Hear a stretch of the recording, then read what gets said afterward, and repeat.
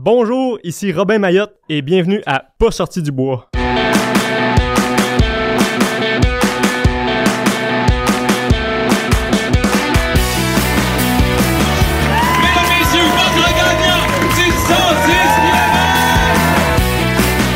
Si tu commences à te sentir bien en courant un ultramarathon, fais-toi-en pas, ça va passer.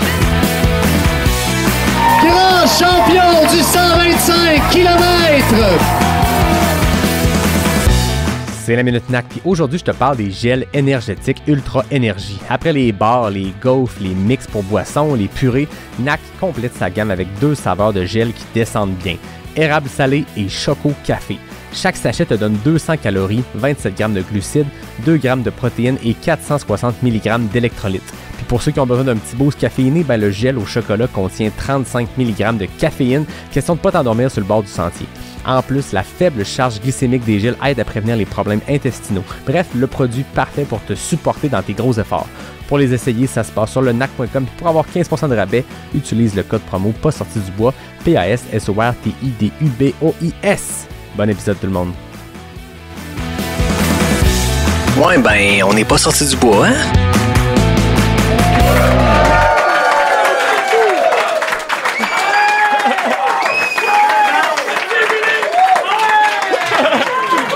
Bonjour tout le monde, bienvenue à cet épisode numéro 224 de Pas sorti du bois. Vous l'avez entendu, on est en très bonne compagnie. On est au camp de base à Lac-Beauport. C'est rendu quasiment un rendez-vous parce que c'est le 3e épisode que j'enregistre ici. Puis ce soir, on lançait le film Infranchissable de l'Ultra Trail des Chic Chocs, en fait d'Alexa Fay, la réalisatrice. Avant qu'on présente mon invité, les gens ici, est-ce que vous avez aimé le film? Au moment de la diffusion de l'épisode, ça va faire longtemps que tout le monde va l'avoir vu parce que tout le monde qui fait du trail au Québec va l'avoir vu, mais on est ici parce qu'il y a un lien, bien sûr, hein, j'ai pas invité quelqu'un qui a aucun lien avec le film. Au contraire, on a quelqu'un, un des rares qui l'a terminé. Il y avait 50 personnes sur le départ du nouveau 170 km de l'Ultra Trail des Chic Chocs et il y en a 20 qui l'ont terminé, dont mon invité, Robin Mayotte. Bienvenue à Pas sorti du bois. Merci Yannick. On est devant le public. Est-ce que de venir au podcast, c'était stressant, sachant que t'aurais 30 personnes qui allaient épier chacun de tes gestes? Je pense que si je les connaissais pas, oui, mais là, j'en connais peut-être la moitié. Fait que c'est pas super stressant, mais si tu regardes ça sur papier, là, c'est assez impressionnant. On a comme l'élite de la trail du Québec ici dans la salle, là. C'est sûr qu'il y a beaucoup des cute qui sont un club de course qui, je pense, est rempli de légendes. En fait, j'entendais quelqu'un dire quand t'as porté la camisole des cute, tu deviens officiellement une légende. Fait que sachez, c'est comme ça que ça se passe. Pas de pression pour les gens qui sont là. On en a quand même 4 ici dans la pièce qui ont terminé le 170 km. On les a applaudis tantôt, mais je pense que ça vaut la peine. Ben, René, Mathieu, on les applaudit aussi. Ils ont terminé le 170.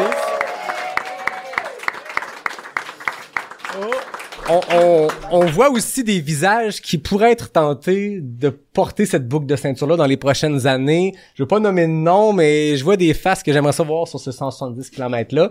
On nommera pas de nom, mais on les regarde. Voilà, c'est fait. Les messages est lancé. Non, c'est une blague. Bien sûr, il y a le 170 au Chic Choc. Il y a plein d'autres distances. Ça commence à des distances pour course pour enfants. Ça monte jusqu'à des parcours linéaires de 88 et 170 km. Robin, toi, tu l'as parcouru. Je pense qu'on va jaser beaucoup de ça. Mais d'habitude, quand on commence le podcast, on dit qu'est-ce qu'on boit. Ouais. Là, on est chanceux, on est au camp de base. On a des petits drinks caféinés. On a du Noctem aussi qui est partenaire du podcast. Qu'est-ce que tu bois, Robin? Qu'est-ce que je buvais était un espresso qui est passé super rapidement, super bon espresso. Sinon, je bois de l'eau dans ma flasque. Jour pour jour, ça fait 1 an que je suis sobre aujourd'hui, donc on va fêter ça avec une gorgée d'eau. On le félicite. Ouais. J'adore, félicitations. Très cool. 170 km, bien sûr, on se lève pas un matin et on dit « OK, go, on va aller faire ça. » J'ai le goût de commencer un peu à la base. Pas nécessairement ta naissance, quoique s'il y a une histoire qui est intéressante là, on peut commencer là. Mais mon père, il est là. Ton père est là. Tu veux parler de ma naissance? La naissance s'est bien passée. Oh! C'est plus cher qu'un dessert ou des espadrilles. Je suis né le 1er octobre 97. Puis je pense le 30 septembre 97, ils ont changé une règle qui disait que t'avais comme 3000 pièces. 5000 pour ton deuxième enfant. Fait que je suis né avec un déficit de 5000 $ pour mes parents. Et encore aujourd'hui, tu portes ce fardeau-là, je pense. Ouais, ça... Et ça part fort. Mais je pensais pas qu'on allait commencer littéralement à la naissance. Parlons de ta première année de vie, les premiers pas. Comment tu t'es mis à faire de la course? Commençons là. Ouais. Je dirais que depuis que je suis jeune, on a bougé pas mal avec mes parents. Là. Mon père a toujours été quelqu'un de super sportif. Je pense que mon introduction au sport d'endurance s'est passée par un sport qui a pas grand monde qui connaît ici, mais mon père faisait de l'enduro-cross. C'est comme des courses de longue durée en motocross. Donc, il y avait des 12 heures de là-dessus qui étaient comme des longues courses de motocross qui, tu sais, avaient vraiment pas autant rapport avec la course, sauf que c'est de longue durée. Mais maintenant, avec un peu de rétrospect, je réalise que finalement, tu sais, on fait de quoi qui est un peu semblable. Puis après ça, tu sais, il faisait ça quand j'étais plus jeune. Puis ensuite, ça, j'ai continué à faire du sport un peu toute ma vie, faire beaucoup de randonnées avec les parents. On a grandi dans une Westphalia. Mes parents avaient ça, donc avec ma sœur, on se déplaçait au Québec pas mal tout l'été, là, le tour de la Gaspésie, tout. Puis ensuite, quand j'ai vieilli, j'ai fait plein de sports d'équipe, là. C'est jouer au hockey, jouer au baseball, soccer, plein de choses. Puis finalement, je suis tombé pendant la pandémie. Je courais déjà avant, mais pendant la pandémie, quand tout était fermé, j'ai comme tombé sur la chose que je pouvais continuer, que personne ne pouvait m'enlever, donc aller courir dehors. Je pense que ça rejoint pas mal de monde ici. Puis après ça, je suis tombé tête première là-dedans, un peu comme dans tout ce que je fais, là, 200% là-dedans. Puis ensuite, juste à force de côtoyer des légendes puis d'entendre des histoires pas d'allure, comment je dirais ça, tu te transformes en ce monde-là, là. Mm-hmm. Fait qu'en... Tu t'es transformé en qui le plus, tu penses? Ben, je regarde Mathieu en arrière puis René, là, ça ressemble un peu, il y a des photos du monde avec qui je cours des fois, là. Non, René, c'est Morissette qui est déjà passé au podcast, là. Des fois, il y a une photo en particulier, on était un à côté de l'autre puis c'est comme si on était pareil, là. Fait que je pense il manquait qu'une moustache à René puis on serait pareil. René serait très beau qu'une moustache, faut dire. Ouais, quand même. On n'osait pas le dire, mais maintenant que c'est toi qui le dis. Il est comme le bruit, comme s'il y avait une sonnette, puis il y a un client qui rentrait. Je me demande juste, je dis pas qu'on manque de clients. Il y a une centaine de personnes dehors qui essayent de rentrer. C'est ça, ils veulent tout. Ben, quand ils ont su que c'était toi qui étais là au podcast, en fait, faut que j'apprenne les trucs de ce gars-là. Je voudrais quand même revenir sur l'enduro cross parce que c'est un sport qui c'est la première fois qu'on en parle au podcast, mais j'entends le mot enduro, il y a une notion d'endurance, tu fais des longues distances. Y avait-tu quelque chose là de voir ton père partir sur des longs projets comme ça qui a mis une petite graine dans ta tête, hein, un jour peut-être m'en faire du long moi aussi? Je dirais pas activement, mais comme je disais tantôt un peu plus avec rétrospect, maintenant on dirait que quand j'y pense, je me dis calique, ça se ressemble. Puis aussi, tu sais, c'était des plus petites courses, c'était quoi, c'était 4 heures? 2h30, en tout cas. C'est qui est long en motocross parce que ça brosse pas mal, là. Mais aussi, une des parties, je trouve, qui ressemblait plus, c'est le crew, là. Tu sais, je me rappelle quand j'étais jeune, tu sais, lui, on allait pour sa course, mais toute la famille, on y allait ensemble. Ma mère était là, fait que, tu sais, quand il coursait, il fallait, tu sais, fueler le motocross, là. Désolé pour tous les environnementalistes qu'il y a dans la salle, là. Mais tu sais, fallait fioler le motocross, changer les lunettes, faire des choses comme ça, tu sais, que c'était comme vraiment un crew, pis ça ressemble vraiment quand tu regardes à l'UTMB, tu sais, tu sais, disons Mathieu Blanchard qui rentre pis sa blonde est là pis elle change tout dessus comme l'équipe de NASCAR, ben tu sais, ça ressemblait vraiment à ça pendant les courses de motocross. Fait que ce bout-là, qui est pas directement la course, mais quand je pense à un crew, je pense un peu à ça, tu sais, c'est le monde qui sont là, c'est pour supporter, mais nous autres, on faisait juste y aller, puis on avait du fun. Je sais que ma mère, elle chialait jamais d'aller là, c'était comme une fin de semaine en famille, fait que c'était vraiment... c'est comme une belle image qui est encore là entre elles, là, d'avoir un coup. Il y a du monde qui le font sans coup, mais moi j'aime ça, aider les autres quand les autres font leur course ou ça fait partie de l'expérience. Exactement. Autant pour le crew qui ont souvent plus de fun que le coureur par certains moments. Ouais. Non, mais on va se le dire, hein, on vient de voir la vidéo 170 km, c'est le fun aussi pour le crew de se promener en voiture plutôt que c'est d'autres défis complètement. Ben oui, exact. Mais c'est cool qu'il y avait comme c'était déjà une étincelle qu'il y avait là, puis t'as compris l'envers de la médaille. Maintenant, tu sais c'est quoi aussi pour le monde qui attend puis pour te fueler toi. Ouais. Moins de l'essence plus de l'eau. Ouais, exact. Voilà. Je sens. Tu disais la course en pandémie. À quel moment on passe de coureur récréatif, on se tient en forme, tout ça, à OK, il y a des trails, il y a du longue distance. Est-ce que rapidement t'as vu du très long, tu t'es dit ça m'intéresse? Je pense j'avais déjà vu une vidéo, il y avait le Golden Trail Series qui avait été à Madère, puis je me rappelle une fois quand j'étais jeune avoir vu ça à la télé, tu sais, ça passait à la télé, à, je sais pas, à RDS sûrement. Je m'étais dit what the fuck? Genre, ce monde-là, j'ai des distances, c'est quoi? C'était un 150? Ah, c'était un... En tout cas, 115. il y avait des longues distances. Pas une mauvaise réponse. Il y a des longues distances, puis je me rappelle que là, je me suis mis à courir, puis là, tu regardes avec Internet, c'est ça un peu la beauté, là. Non seulement tu vois ce que les autres font autour de toi, mais tu peux aller sur Internet puis voir les plus malades, ceux qui font les plus grosses distances, les plus gros chronos, pis tout. Puis, fait que j'ai regardé ça, je me disais, calique, j'aimerais ça faire ça. Mais tu sais, comme tout le monde, tu sais pas trop par où partir, tu sais pas par où commencer. Fait que je me suis juste mis à courir. J'habitais à Sherbrooke dans le temps, là. Fait qu'il y a le Mont-Bellevue qui est à côté de l'université. Bon petit tour de 8 km, tu commences à faire ça, là. Tu réalises, tu peux le faire 2 fois, 3 fois. Ça, tu t'en vas au Morford, tu commences à grandir les distances. Puis je savais que plus je grandissais la distance, plus j'aimais ça. Tu tombes dans une zone, c'est le fun. Puis à un moment donné, un soir, j'avais vu j'avais vu une annonce de Bromont Ultra. C'était en 2020, je pense.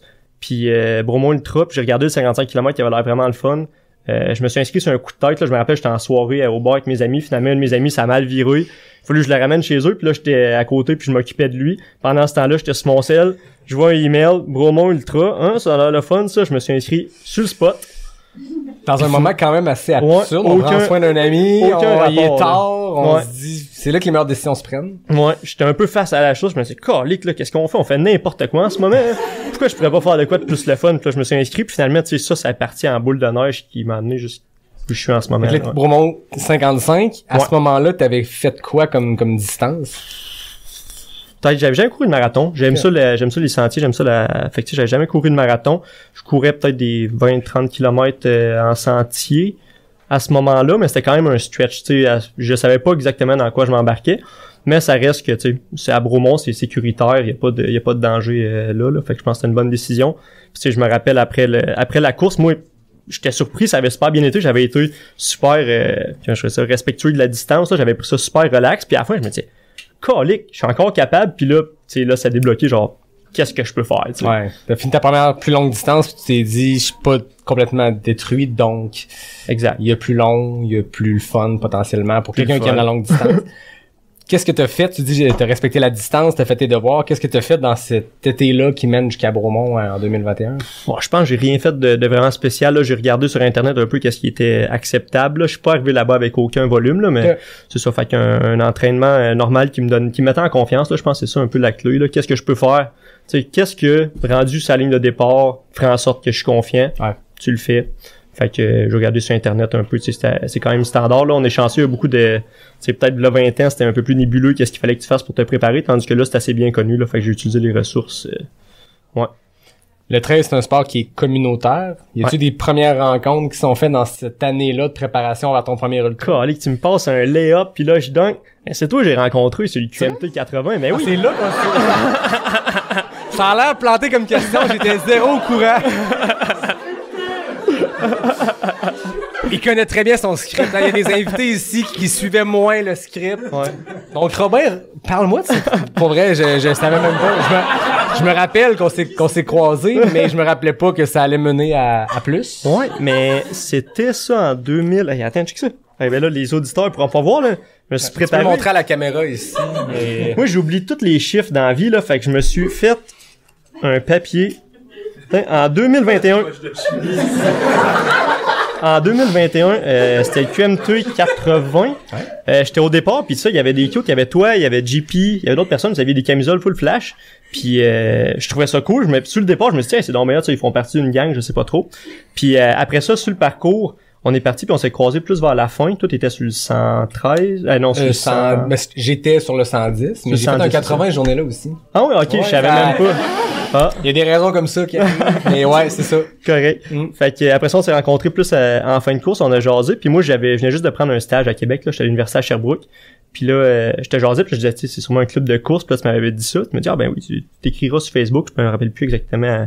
Je pense pas que c'était à toi directement, là, mais tu m'as dit, écris à quelqu'un sur Facebook, puis tu verras. Juste lancer ça à quelqu'un d'autre. Ouais. Écris à Mathieu, il est fun. Non, je pense que c'était Thomas Duhamel, en fait.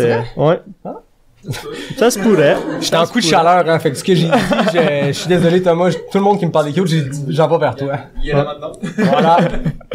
Mais oui, tu sais, fait qu'à Sherbrooke, je courais avec des amis, mais il y avait pas vraiment de communauté, bien définie, là. Tandis que là, quand je suis déménagé à Sherbrooke, à Québec, excuse, j'ai commencé à courir, là, les mercredis avec, vous, qui était clairement en dehors de ma ligue de coureurs, là. Moi, tu sais, j'étais habitué de courir avec des petits amis des distances, puis tu sais, moi, j'étais comme le plus gros coureur qui a fait un 55 km, puis là, tu sais, t'arrives là, puis il y en a qui font ça le 40 km le matin, tu sais, fait que ça a été comme le premier vrai, la première vraie porte qui s'est ouverte, que je me disais, calique, ok, là, il y a du monde qui font ça, avec qui je peux en parler. Tu sais, je savais que ça existait, mais j'en avais jamais rencontré des animaux de même, là, fait que... c'est sûr que je veux dire, avec tout le respect que j'ai pour les cute, t'arrives quand même dans un bon club d'animaux dans le sens où t'as des personnages, t'as des gens, comme tu dis, pour qui tu parles d'un 40 km puis c'est ce qu'ils ont fait pour se rendre au cute. Là, à un moment donné, les cute, c'est toujours les 3 mêmes heures depuis toujours. Puis à un moment donné, il y a du monde qui sont mis à venir qui rajoutaient des points de rencontre plus tôt. Oui. Jeff, je pense que ça partait de chez eux, le premier point de rencontre, il était seul tout le temps, mais les queues se sont comme extensionnés, hein. C'est plus juste en ville, ça part de loin. Hein. Exact. Fait que c'est là que t'as rencontré justement cette belle faune-là, pis t'as comme découvert un sport, ou en tout cas une communauté qui fait des choses assez folles. Ouais. Là-dedans, il y a du monde qui font des courses organisées, t'étais déjà dans cette mouvance-là de faire des courses avec dossard, mais là, tu côtoies des gens qui font des projets fast-pack solo, puis je me rappelle, dans ces années-là, qui ont suivi, t'en as fait aussi des projets solo un peu fou, là. Une certaine fois où t'es parti de Sherbrooke jusqu'à Québec à la course et d'autres, à quel moment justement le champ des possibles s'est ouvert, puis là tu t'es mis à regarder les courses ou les projets, puis là tu t'es mis à regarder des longues distances. Ouais, mais je pense qu'il y a un certain moment que tu réalises que dans le fond il y a rien qui définit, tu sais, il y a des événements, il y a des distances, mais en gros t'as juste besoin de tes 2 pieds. Fait que si tu vas aller à quelque part, tu peux juste organiser n'importe quoi, t'as besoin d'un sentier, puis t'as besoin d'avoir du temps. Fait que tu sais là, il m'est venu plein d'idées loufoques là, comme tu dis la fois que j'ai fait Sherbrooke Québec là par une piste cyclable, tu sais. C'est combien de kilomètres ça? C'est 200 piles. Ça a donné 200,1 kilomètres de chez nous à Sherbrooke à chez ma blonde à Québec. Wow. Si quelqu'un veut le faire, écrivez-moi, mais conseil d'amis, faites-le pas. C'est effroyable. Ben, ça aussi, c'est effroyable. C'est une des seules autres choses que je dirais, c'est effroyable. Parce que c'est de la piste cyclable pendant 200 km. Ouais. Puis j'ai décidé, pour une raison ou une autre, j'ai décidé cette fois-là, j'avais eu l'idée, ça fait longtemps, je me suis dit, ça serait vraiment drôle. Puis au début, l'idée, c'était plus comme je m'étais dit, ça serait drôle d'aller porter de quoi à ma blonde, de complètement stupide, genre aller porter une fleur ou je sais pas trop. Puis là, j'avais pensé à ça. Puis c'est une très bonne idée, je trouve. Ouais, c'est une bonne idée, mais en fait, j'ai pas traîné la fleur là, mais j'imagine la fleur après 200 km dans une veste, ça ressemble un peu au beigne que René amène dans son sac. Elle a arrêté de maganer ta fleur, je pense. C'est ça, et là finalement, j'ai juste eu cette idée-là, puis j'ai décidé d'y aller avec une poussette. Parce que je m'étais dit qu'avec un sac à dos... Non, c'est ça l'affaire, excuse, j'avais oublié. C'était pendant la semaine de relâche, mais j'avais de la job à faire d'école. Fait qu'il fallait que je traîne mon ordi, puis mes livres. Fait que ça marchait pas dans un sac à dos. Fait que j'ai acheté une poussette sur Marketplace à genre 50$. Mis ça dans une grosse boîte. Là, j'ai une photo, juste acheté une grosse boîte au Canadian Tire. Mis mes affaires là-dedans. Puis je suis parti sur la piste cyclable. Aussi pour une raison loufoque, je m'étais décidé de le faire pas de cellulaire. Fait que j'avais acheté une vieille carte dans un dépanneur pour me guider. Finalement, c'est une piste cyclable, fait que t'as pas besoin de carte, là. C'était un peu cave. Puis tu l'as fait d'une traite, t'as arrêté de dormir sous la poussette? Je suis arrêté de dormir, là. C'est surprenant, là, pour le monde, les parents d'entre vous, là. Vous allez sûrement comprendre, mais c'est vraiment différent, là. Pousser une poussette, j'ai comme réalisé vite que, tu sais, tu peux pas pousser à 2 bras tout le temps. Fait que quand tu pousses à une main, tout ton corps rotate. Puis là, ça fait des genres de points de pression partout. C'était balancement. Je me suis scrappé. Première journée, j'étais complètement magané. C'était une journée de 80 kilos. Tu sais. De bord, je serais peut-être à 5 minutes du kilo normalement, mais là, tout de suite, 7 minutes du kilo, puis c'est ça gravelle, c'est pas sur l'asphalte. Ok, c'est une cyclable de gravelle. Ouais. Puis il a mouillé tout le long. Fait que tu sais, je me suis couché la veille avant de partir mouillé, je me suis levé mouillé, puis il a mouillé jusqu'à temps que je traverse le pont de Québec. C'est non-stop. Fait que c'était assez difficile, mais oui, la première nuit, j'ai dormi en dessous d'une table à pique-nique. La deuxième nuit, là, j'étais mouillé, j'avais froid. Fait que j'ai dormi dans le carpool de quelqu'un à Lister, qui est entre Lobinière et Victoriaville. Y avait-tu demandé avant? Ben là, on entend tant qu'en en parlait, on va en parler. Parlons-en. Là, j'avais fret, tu sais, j'avais de la misère, ça allait pas bien. Ça, je me suis dit, je me paye la traite, je demande à quelqu'un pour dormir dans son carpool. Fait que là, je vois, il y a comme la piste cyclable, puis là, je vois la première maison à côté, un beau carpool, mais il y a quelqu'un qui regarde par la fenêtre avec des gros yeux. Non. Bon flash. Bon flash. Fait que là, je regarde la deuxième maison. Ah, ça a l'air correct, ils ont un carpool aussi.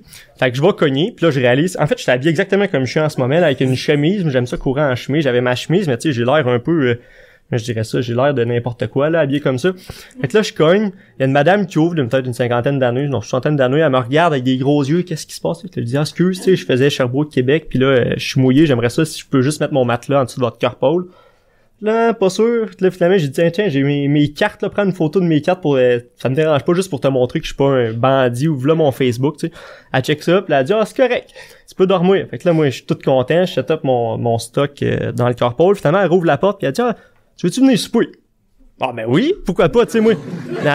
C'était vraiment minimaliste, là. Mon repas, c'était du minute rice avec des beans séchés dans un ziploc, genre que je mettais de l'eau dedans, là, tu sais. Là, quand il m'offre le souper, oui, madame. On refuse pas une invitation comme ça. Là. Ouais, exact. Fait que là, finalement, je rentre, c'est comme une petite famille québécoise super, tu sais, de village super le fun. On parle pas de Georges pendant la soirée. Fait que là, je dis, ben là, je vais aller me coucher, puis là, il me propose, tu veux-tu prendre une douche? Je dis, tabarouette! Et on dirait vraiment le début d'une blague, là, mais c'est pas une blague, là. Il me dit, veux-tu une douche? Ça fait, ben oui, je veux une douche. Si vous, je l'aurais jamais demandé, mais si tu le proposes, tu sais, j'avais froid pis tout. Fait que je m'en vais dans la salle de bain pour prendre la douche. J'ouvre le robinet. Pour une raison quelconque, la sortie du robinet en bas pète, pis à part, pouf! Pis à part. Mais là, moi, qu'est-ce que je fais? Qu'est-ce que tu fais avec ça? Fait que là, je me rhabille. Je sors, pis là, je dis, excuse, je pense que j'ai brisé le bain. Là, il dit, OK, qu'est-ce que tu veux dire? Là, il venait voir, là, excuse, j'ai rien fait, là, j'ai parti. Ah, c'est arrivé, ça, l'année passée. Bon, au moins, OK? T'étais pas responsable. Fait que là, elle dit, ben, je suis désolé, je peux pas prendre de douche. Là, je vais pour m'en aller, je fais, je peux prendre une douche pareil. Là, je peux-tu essayer de me laver? Ils font, ben oui. Fait que là, j'étais à 4 pattes dans la douche, à prendre l'eau qui sort du robinet en bas, puis je me lave. Finalement, ça a fait la job. Puis c'est ça, fait que j'ai pris ma douche. Pas de douche, on s'entend. C'était vraiment meilleur que pas de douche. Voilà. Mais j'aime qu'ils te l'ont proposé après le repas. Ça a dû comme... Ils ont dû faire... il est smart, mais... On va y offrir une douche. J'avais jamais pensé à ça. C'est sûr que c'est ça. Je veux pas insinuer que tu sens mauvais. Il y a n'importe qui a couru 80 km sous la pluie, ça sent pas les roses. Et puis là, tu viens juste de découvrir je passe cette histoire-là, mais en plus, je chantais la merde parce que je m'étais dit, en m'en allant, il y avait plein de canettes, tu sais, là, je faisais au début, avant de prendre la piste cyclable, c'était des rennes de village, puis il y avait plein de canettes à terre sur le bord de la rue. Je me suis dit, je peux pas laisser ça de même, fait que je ramassais les canettes sur le bord, puis là, je mettais ça dans un sac, puis à la fin, j'ai pris cet argent-là, mais là, tu sais, je sentais tu sais, il y a toujours un peu de fond de bière là-dedans, fait que je sentais la bière, tu sais, la vieille bière sale. Puis, juste pour finir cette escapade-là, là, j'ai pris les bières, je les ai ramenées. Tu les as traînées tout le long? Ben, je les ai traînées jusqu'à temps que parce qu'à la piste cyclable, il y a plus de bière, là. Il y a pas tant de monde qui se mettent chaud sur la piste cyclable, là, surtout pas entre Leicester puis Warwick. C'est connu. Puis, fait qu'en rentrant sur la piste cyclable, j'ai arrêté, il y avait une épicerie, je l'ai mis puis je me suis acheté une bière avec avec les consignations de ça. Fait que finalement, c'est ça, pour finir, tu pensais pas qu'on allait parler de ça aussi longtemps, hein? C'était pas écrit dans le script, mais je pense que ça vaut la peine. Tout le monde est d'accord ici. Ben ouais, fait que finalement, j'ai fini la dernière journée qui a été vraiment difficile, là, tu sais, j'ai arrêté à tous les 2 kilomètres, me coucher à terre parce qu'il y a plus rien qui marchait. Finalement, traversé le pont de Québec, puis je me suis rendu, mais dans la ville de Québec, ça a été un bizarre de peut-être 10 kilomètres du pont jusqu'à chez nous, parce que là, tout le monde pensait que j'étais un itinérant. Tu sais, j'avais une vieille poussette toute décrissée. Hey, désolé, il y a peut-être des enfants qui écoutent ça. Bouchez les oreilles de vos enfants. C'est plutôt rare. OK. Après mon invité de la semaine passée, que vous savez pas encore, je pense pas qu'il y ait d'enfants. Non, il y a plus d'enfants qui écoutent. Passer ça, c'est fini. Vous le saurez plus tard, vous comprendrez. Ouais. Fait que non, il y a pas d'enfants, je te rassure. C'est bon.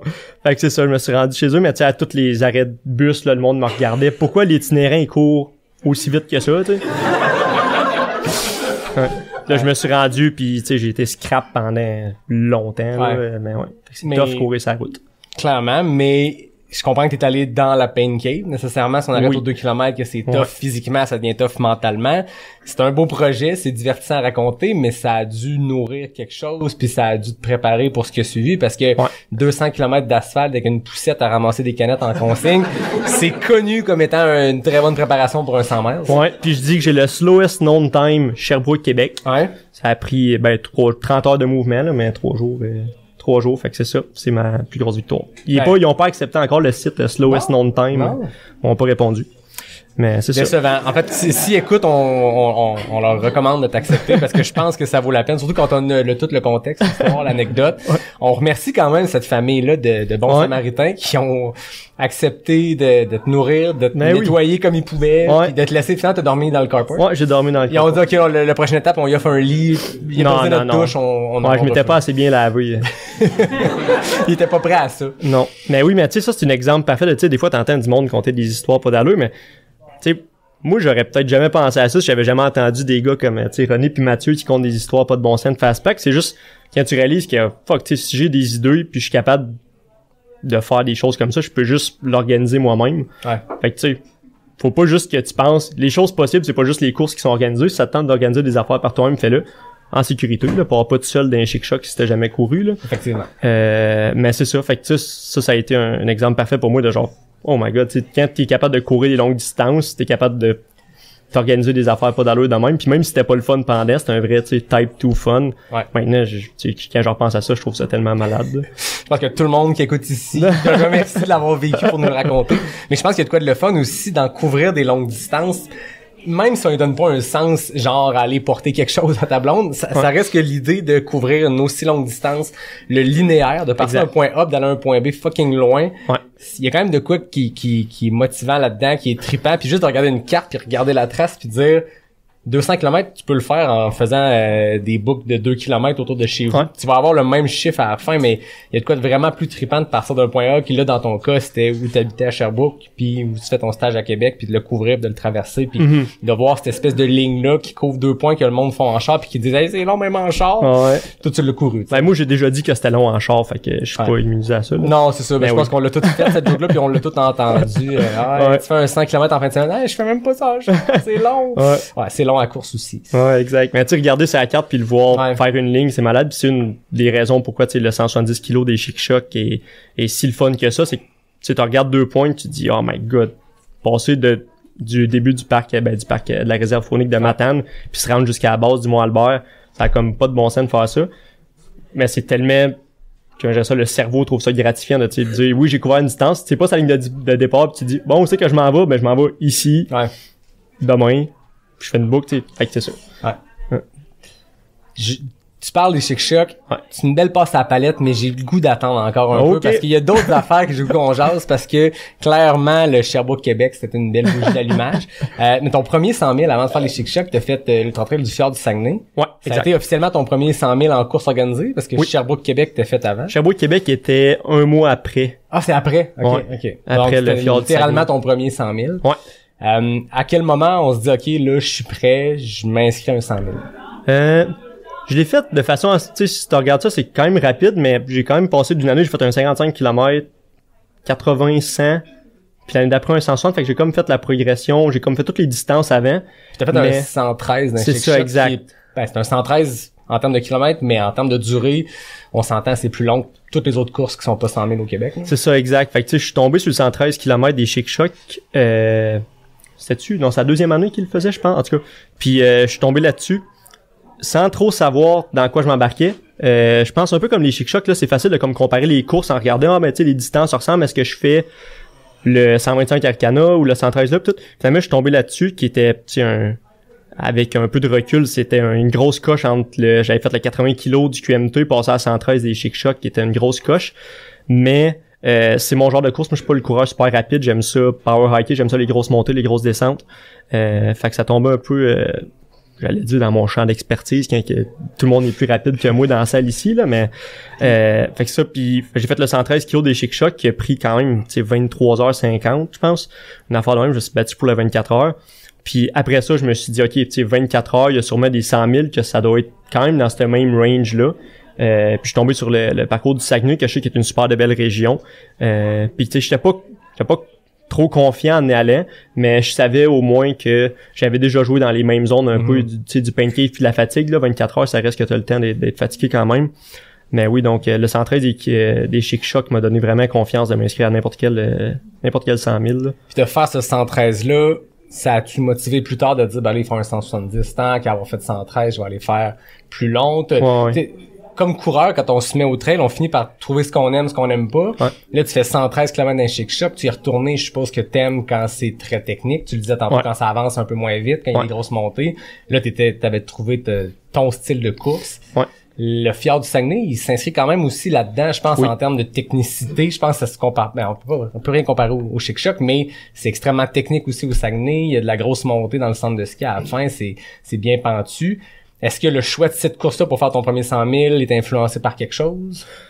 C'est sûr que je suis plus un gars d'aventure. J'aime ça je dirais ça. J'aime ça être dans le bois, profond dans le bois, là. J'aime ça sentir que je suis en train de bouger à quelque part, que tu sais, c'est pas facilement accessible. Puis même le Saguenay est quand même plus facilement accessible pas mal que les Chic-Chocs, là.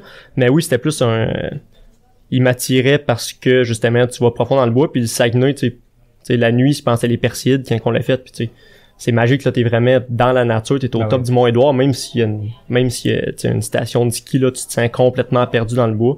Je pense que ça a été un bon choix aussi, là. Puis le Saguenay, le monde le savent que c'est beau, mais je pense pas que le monde sache à quel point c'est beau, là. Le parcours, il est incroyable, du 160 km, il passe par tous les plus beaux coins du petit Saguenay. Moi, j'ai vraiment trippé sur ce parcours-là. Mais c'est un coin du Saguenay qu'on connaît un peu moins dans le sens où naturellement les gens vont aller faire le sentier qui est de l'autre côté du fjord, qui est le sentier du fjord, je pense que ça s'appelle. Les gars, vous l'avez fait, c'est ça, le sentier du fjord, qui finit à Tadoussac, où il y a le Beluga Trail, le parc national, il est des deux côtés, mais le côté L'Anse-Saint-Jean, là, ce coin-là est un petit peu moins connu. En tout cas, moi, quand je me suis mis au trail, j'entendais pas de monde parler qu'elle allait courir là. La course a emmené du monde dans ce coin-là, puis on fait découvrir pas juste un bel événement, c'est que c'est magnifique. Ah oui. Je n'ai parlé plusieurs fois avec des gens qui l'ont fait, Joël Hébert notamment, avec les directeurs de course. Toi, qu'est-ce qui t'a marqué le plus dans ce parcours-là quand tu dis que à quel point c'était beau, à quel point c'était trippant comme événement? Le coin sur le bord, c'est quoi? C'est-tu la rivière? C'est quelle rivière qui passe là? C'est le fjord du Saguenay, mais c'est-tu la rivière Saguenay? C'est Rivière Éternité.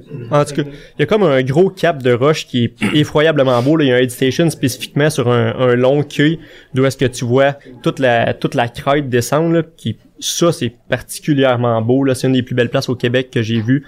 Puis là, en plus, tu pars de là, puis tu sais que tu continues, puis tu longes toute la crête. C'est vraiment le fun, ça, d'avoir ce feeling-là, de voir loin, puis dire je m'en vais là. Ouais. Là, tu te rends jusqu'à l'autre aid station.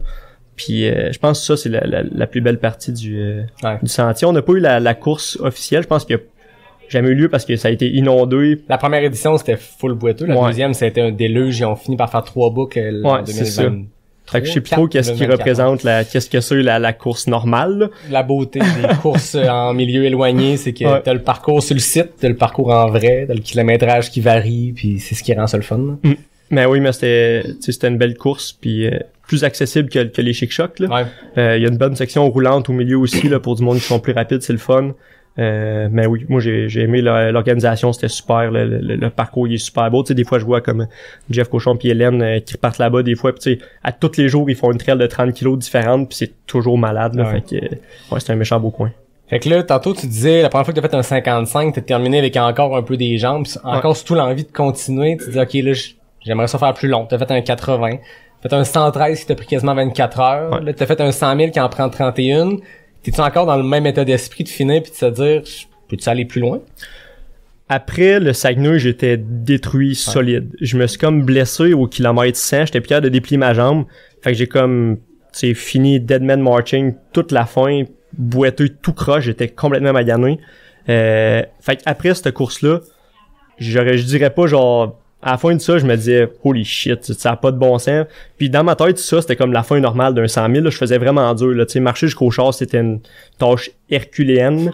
Puis en plus, comme un épée, moi et ma blonde, on partait en voyage le lendemain à Montréal. On la voit rire là-bas. Ouais, j'ai en douane pour ça, là, tu sais. Fait que tu sais, j'ai vraiment payé cher. On partait en Argentine. Fait que tu sais, j'ai comme fini vol pour quelqu'un qui a les jambes en béton. Ouais, 20 heures de vol, là. Fait que tu sais, on a fini. Puis là, moi, je marchais. Tu sais, j'avais de la misère à marcher tout court, là, avancer. C'était vraiment tough. Fait que tu sais, là, fallait partir chez nous, redescendre, on dormait, puis le lendemain, il fallait être genre à midi à Montréal. En tout cas, fait que tout ça, ça a été compliqué. Puis là, je me disais, man, c'est le fun des 100 000, mais là, c'est-tu tout le temps magané de même? Ça a pas de style bon sens? Finalement, non, là. Si tu gères ta course comme du monde, t'as pas besoin de boiter pendant 2 mois, là. Mais oui, fait que tu sais, après ça, non, je me disais pas, my God, qu'est-ce qui est possible? Je me disais, j'étais même pas sûr si... T'avais pogné un bon mur à ce moment-là, t'avais trouvé ton... l'affaire qui te challenge puis qui te fait sortir de la zone de confort, mais que t'as pas le goût encore d'aller explorer plus loin, là. Ouais, exactement, là, c'est comme une réalisation que, tu sais, les autres courses avaient toujours bien fini quand même, tu sais, toujours mal pis tout, mais cette fois-là, je me disais, my God, je peux pas être plus magané que ça, là. Puis là, moins d'un an plus tard, tu faisais le 170 des Chic-Chocs. Ouais. Dans le processus décisionnel, raconte-nous, on finit le 100 000, on est scrap, on s'en va en Argentine. Ouais. À quel moment t'as eu le goût d'aller essayer autre chose? Puis à quel moment tu t'es dit, les Chic-Chocs 170, c'est la réponse? Je pense que la réponse c'est FOMO, Fear of Missing Out. Et se tenir avec du monde comme la gang à Québec, là, ils en parlaient, puis dès qu'ils se sont mis à parler de ça, je me dis, oh my god, c'est sûr que je m'inscris à ça, là. Je peux pas voir comment tout le monde va en parler puis va aller là, puis moi, je vais décider, non, c'est pas pour moi, c'est sûr que j'y vais. Fait que, j'ai fait mon entraînement, puis moi, je m'inscris tard, d'habitude, aux courses, là, j'attends d'être, c'est ça qui est le fun des 100 000, vu que ça se remplit pas tout de suite. Tu peux attendre d'être assez en forme pour t'inscrire, à la place de t'inscrire puis de blesser en cours de chemin, là. Fait que j'ai attendu, là, à un moment donné, ça allait bien, j'ai fait une grosse semaine, puis on est allé faire le sentier des Caps, un genre de 60 km pendant la journée, puis à la fin, je me sentais top shape. Je me suis dit, ok, je suis correct. Ça, c'était comme mon... je me suis inscrit, je pense, le lendemain matin, là. Puis, fait que, tu sais, il y a pas eu... La transition, ça a juste été d'entendre le monde en parler. Puis je me suis dit, calique. Puis, tu sais, j'espère que ça va faire ça pour plein de monde en voyant le film, puis, tu sais, peut-être en écoutant le podcast, de se dire, calique. Ça me tente de faire partie de ça, moi. C'est ça l'objectif. Avant qu'on passe dans les chic-chocs, quand je le tease, on y arrive, mais il y a un voyage que tu as fait avec Philippe Poulin. je pense que tout le monde ici et tout le monde qui écoute, soit ils le savent, soit ils le savent pas, mais ils veulent savoir. Ouais. C'était quoi ce voyage-là? C'est un voyage de course que vous avez fait. Raconte-nous, c'était quoi l'idée derrière ce trip-là? Ouais. Pour mettre la table, Philippe Poulin, qui a peut-être sûrement pas tous les écouteurs connaissent, là, mais c'est un... Mais il devrait. Ouais, il devrait le connaître, vous devriez tous connaître. On le voit dans le film, ceux qui l'ont vu, c'est le pacer de Yannick Bernard. Ouais, exactement. Philippe Poulin, qui est une légende à Québec puis en Beauce. Puis pas juste parce qu'il a porté la camisole, je pense qu'il y a beaucoup de choses, notamment une troisième place au QMT 100 000 l'année passée. Ouais, tu sais, c'est un jeune, là, il a 21 ans, il a gagné, il a fini troisième au QMT à 20 ans sur le 100 000, fait que tu sais, c'est un excellent coureur, puis une machine de volume, fait que tu sais, lui, la seule chose qui l'allume dans la vie, c'est juste courir tout le temps. Il va courir en 24, il y a plus de 5000 km. Il y a comme 5000 kilos avec 200 000 mètres de D+, fait que c'est un malade. Puis moi, je voulais aller aux États-Unis dans sa côte ouest. Fait que j'ai regardé ça, puis j'en parlais un mercredi matin, puis j'ai dit, moi, ça me tenterait peut-être d'y aller. Fait que moi, j'ai booké un vol avec Phil Poulin, j'adore ce gars-là, mais il faut mais c'est pas lui qui va organiser ça. Fait que finalement, j'ai organisé le voyage pour deux.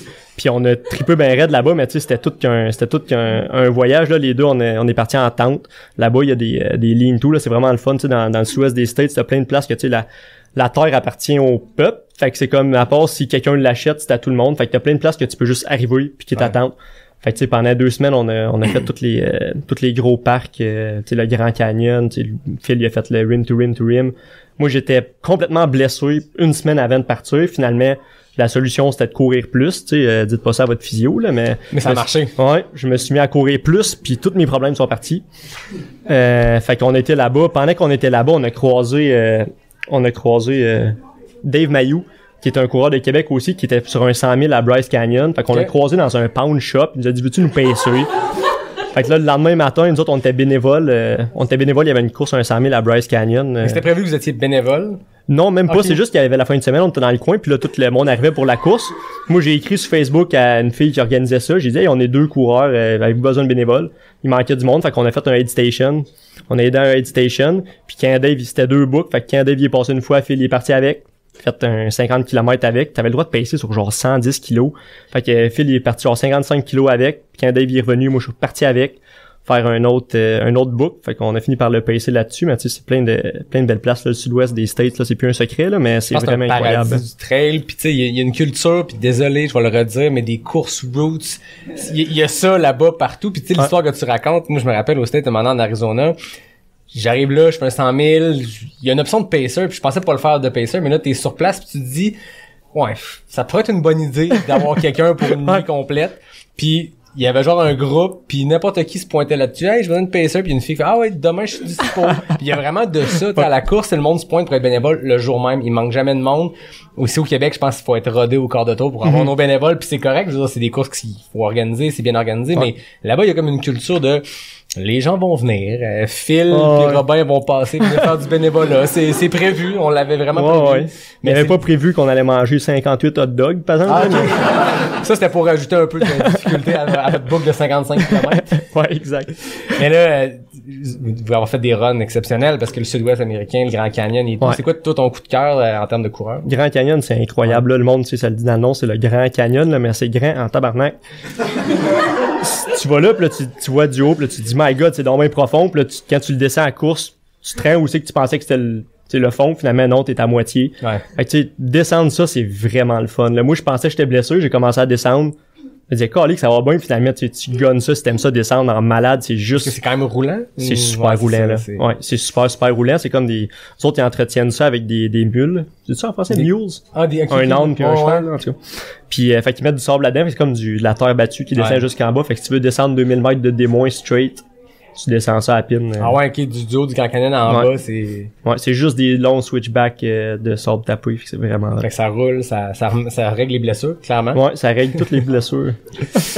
Intéressant. Est-ce que t'as d'autres anecdotes par rapport à Philippe? On veut pas le mettre en the spot, mais c'est sûr qu'il y a eu des belles histoires dans ce voyage-là. Philippe va falloir que tu l'amènes au podcast, c'est sûr, là, je te jure, là. C'est dans les plans. Philippe, l'invitation est lancée. En fait, toi, tu peux dire des choses sur Philippe, il viendra se défendre ou corroborer à ce que tu diras. Je dis pas de mentir, là, y a pas besoin de se défendre. Je sais bien. Ça va être un beau trip quand même. Ah, ouais. 2 tripes de trail, 2 gars qui font beaucoup de millage, d'aller là où tout se passe en trail, là. On s'entend, c'est une mecque, là. Ouais, exactement. T'as besoin d'une tente, puis tu sais, là-bas, c'est ça qui est le fun. La différence, c'est qu'ici, les trails, faut que quelqu'un l'entretienne. C'est super compliqué. Tu sais, on parle du SIA. C'est tellement d'organisation, puis de temps, puis de monde, il faut qu'il passe. Puis si tu passes pas pendant un an, ça devient la jeune. Tandis que là-bas, tu sais, il y a un cheval qui est passé en 1922, puis il y a une trail, là. Fait que tu sais, il y a des trails partout. Faut juste que tu checkes sur Internet. C'est ça, avec Internet, tu regardes ça sur All Trails, tout, il y en a plein. Fait que, tu sais, disons, on se levait le matin, trouvait une trail, on partait, courir toute la journée. On revenait tenter le soir. Ouais. Beau trip. Vraiment beau trip. Je vous conseille de partir en voyage avec Phil Poulin. C'est, quiconque veut. Écrivez-lui. Écrivez à Thomas Duhamel. Ça a l'air d'être lui qui gère les affaires. Thomas Duhamel va vous référencer. On est rendu à parler de l'UTCC. On va se prendre une mini pause pour un message d'un partenaire, puis on parle d'UTCC de l'autre côté. Oh yeah! Depuis 2011, l'Ultra Trail Arikana rassemble la communauté trail du Québec au Mont-Grand-Fond dans la magnifique région de Charlevoix. Avec des parcours allant de 5 à 125 km, il y en a pour tout le monde. Et chaque année, l'équipe d'événements Arikana propose des nouveautés. En 2025, c'est un tout nouveau parcours de 60 km qui va voir le jour sur une portion de sentier qui était auparavant réservée seulement pour les athlètes du 125 km. J'ai fait à peu près toutes les distances de l'UTH à travers les années, puis je peux te dire que le tronçon de la ZEC des Martres jusqu'au Parc national des Hautes-Gorges, qui passe par le mont du Lac à l'Empêche, le mont Morillos, le mont Noyer, c'est mon gros coup de cœur. Tous les détails sur ce nouveau 60 km-là viennent d'être annoncés par l'UTHC. Allez voir ça. Il reste aussi quelques desserts pour les autres distances, mais faites ça vite, pas le temps de niaiser. Rendez-vous au ultratrailarikana.com. On est de retour, Robin. Tu nous as raconté ce qui a mené jusqu'à ce premier UTCC-là pour toi, le 170. C'était un trip de Q. Vous étiez plusieurs sur le départ. Vous étiez, si je ne me trompe pas, 5 Q sur le départ du 170. Exact. Comment ça s'est préparé les semaines avant, le mercredi matin? C'est sûr qu'on finit toujours par jaser de cette course-là quand on s'en va vers ça. Est-ce qu'il y avait une petite anticipation? Y avait-il une petite fébrilité quand tu disais, j'ai déjà fait un 100 000, mais là, je le sais que ça va être plus long, ça va être plus dur nécessairement, ça va être technique, ça va être profond, ça va être tough. Ouais. Y avait-tu quelque chose où t'étais juste ben zen avec tout ça?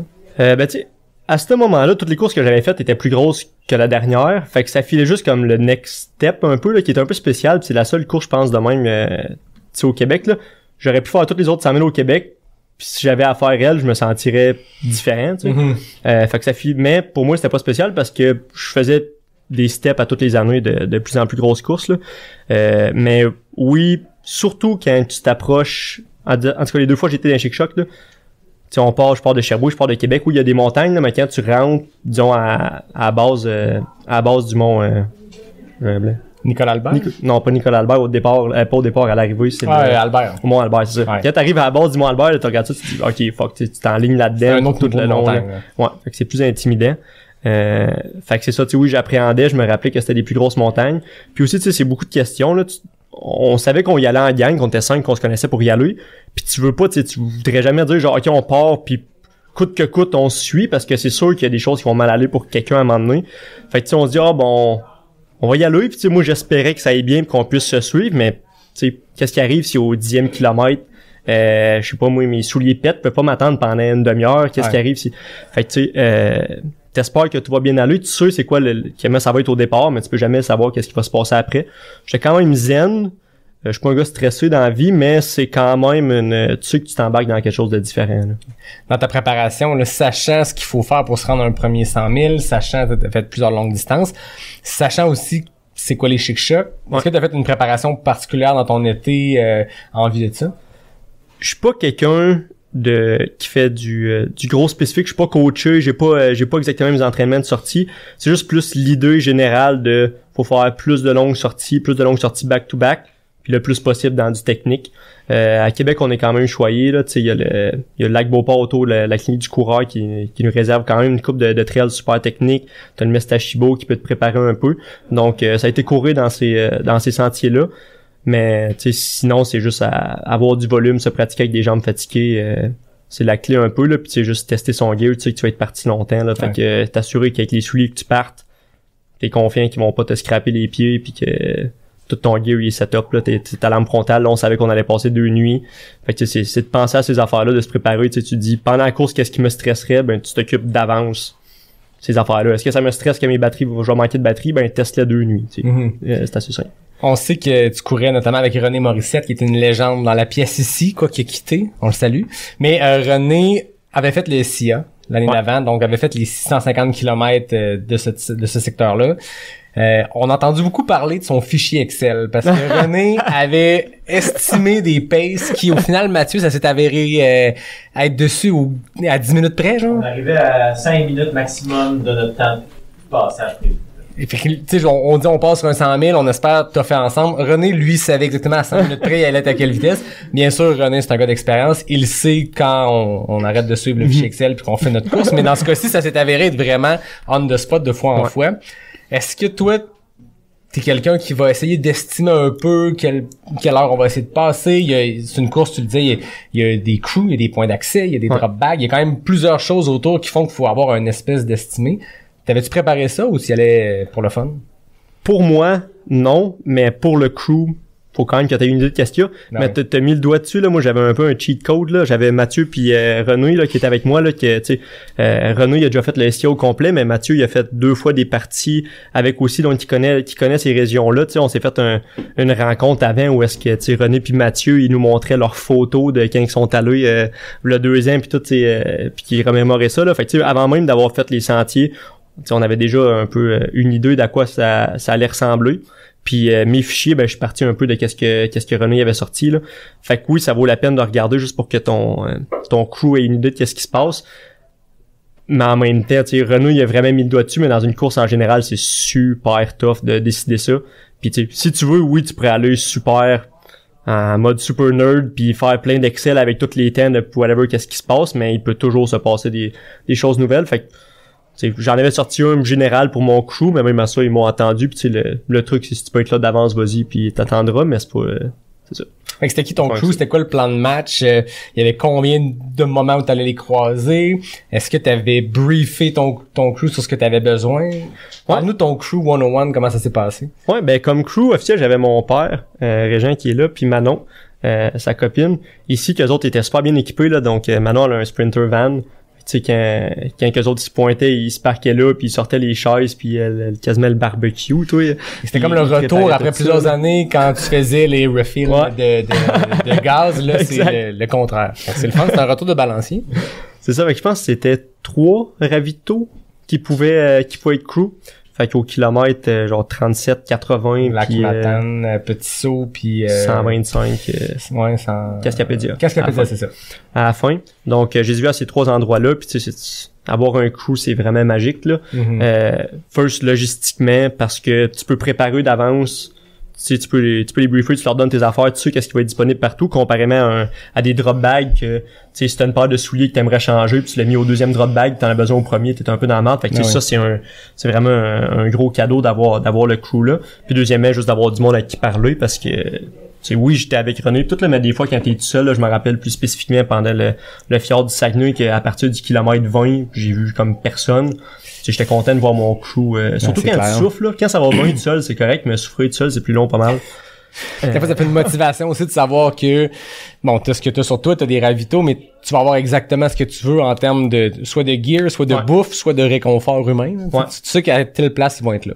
C'est ça. Fait que, tu sais, oui, c'est une grosse aide, puis c'est un Chic Choc, c'est ça, c'est pas, c'est compliqué c'est facile pour le crew parce qu'il y a pas beaucoup de stops, mais c'est difficile pour le crew parce que les stops sont profonds pis sont difficiles à aller chercher, là. Mais entre Petit-Saut et le lac Cascapédia, c'est pas si pire je veux dire, la course c'est long, mais je veux dire, en termes de kilomètres à vol d'oiseau ou à vol de SIA, 80 à 130, c'est 50. Mais en char, c'est 2h30, je pense, je veux dire, tu te rends jusqu'à la mer et tu reviens par le Mont-Albert. Écoute, c'est l'enfer. C'est vraiment, c'est un défi. Puis ceux qui vont se lancer là-dessus, qui écoutent, ceux qui vont faire les longues distances puis qui vont avoir un crew, préparez votre crew parce qu'ils vont en chauffer des chemins de gravel. Je regarde ton père, il en a fait du chemin de gravel ce week-end-là. Oui, puis c'est ça, puis c'est exactement ça. Là, tu fais confiance. Choisir ton crew, c'est important, là, parce que la dernière chose que tu veux, c'est te mettre à t'en faire pour eux, tu sais, qu'est-ce qui se passe, est-ce qu'ils sont corrects, ouais. Oui, tu peux te poser la question, mais si ça te stresse, faut pas que ça impacte ta course. Tu peux pas faire ça pendant tout. Puis aussi, s'il arrive de quoi, puis fuck up, c'est vraiment tough. Quand si tu penses qu'ils sont là, t'arrives, finalement, ton gear, il est pas là, le monde sont pas là, c'est vraiment difficile. Fait que, tu sais, faut que tu leur fasses confiance, puis tu sais, la job du coureur, c'est choisis quelqu'un à qui tu fais confiance, puis deuxièmement, arrange-toi pour rendre leur tâche le plus facile possible en amont. Si les crews veulent s'occuper de tout ça pour faire la logistique, tant mieux. Mais si tu peux leur donner des points GPS, tout, c'est le mieux, là, comme, c'est sur le chic la course. Au fjord du Saguenay, ça avait été compliqué aussi parce qu'il y avait comme une dizaine de places que le crew pouvait être. Fait que, tu sais, c'était littéralement toutes les fois que je passais, je pars, range, je prends le char, va à la prochaine, puis va. C'est le fun pour le coureur, pour le coup, c'était assez... plus sportif. Hein. Ouais, là, vous avez des longues périodes pour attendre parce que c'est ça, c'est une course qui a pris 40 heures, fait que... Ouais, exact. 3 points d'accès sur 40 heures, c'est une bonne journée pour le crew aussi, là. Ouais, exact. Ça prend du monde qui vont être capable de s'occuper aussi pendant ce temps-là parce que c'est une crew, tu sais, ou faire du bénévolat dans des ravitaux, c'est des longues périodes d'attente pour des courtes périodes d'intensité. Fait qu'il faut être sur la coche. Ouais, une affaire qui était le fun aussi, qui est drôle, c'est que, on avait le droit à un crew. Fait que mon père puis sa copine Manon, elle faisait ça. Mais là, ma mère aussi, elle aurait aimé ça venir, mais elle pouvait pas parce qu'on avait juste le droit à un coup, un char. Fait que elle dit OK, je vais trouver le moyen de venir pareil. Fait qu'elle s'est inscrite comme bénévole. Fait qu'elle est venue comme bénévole au premier Aid Station de 160 kilos.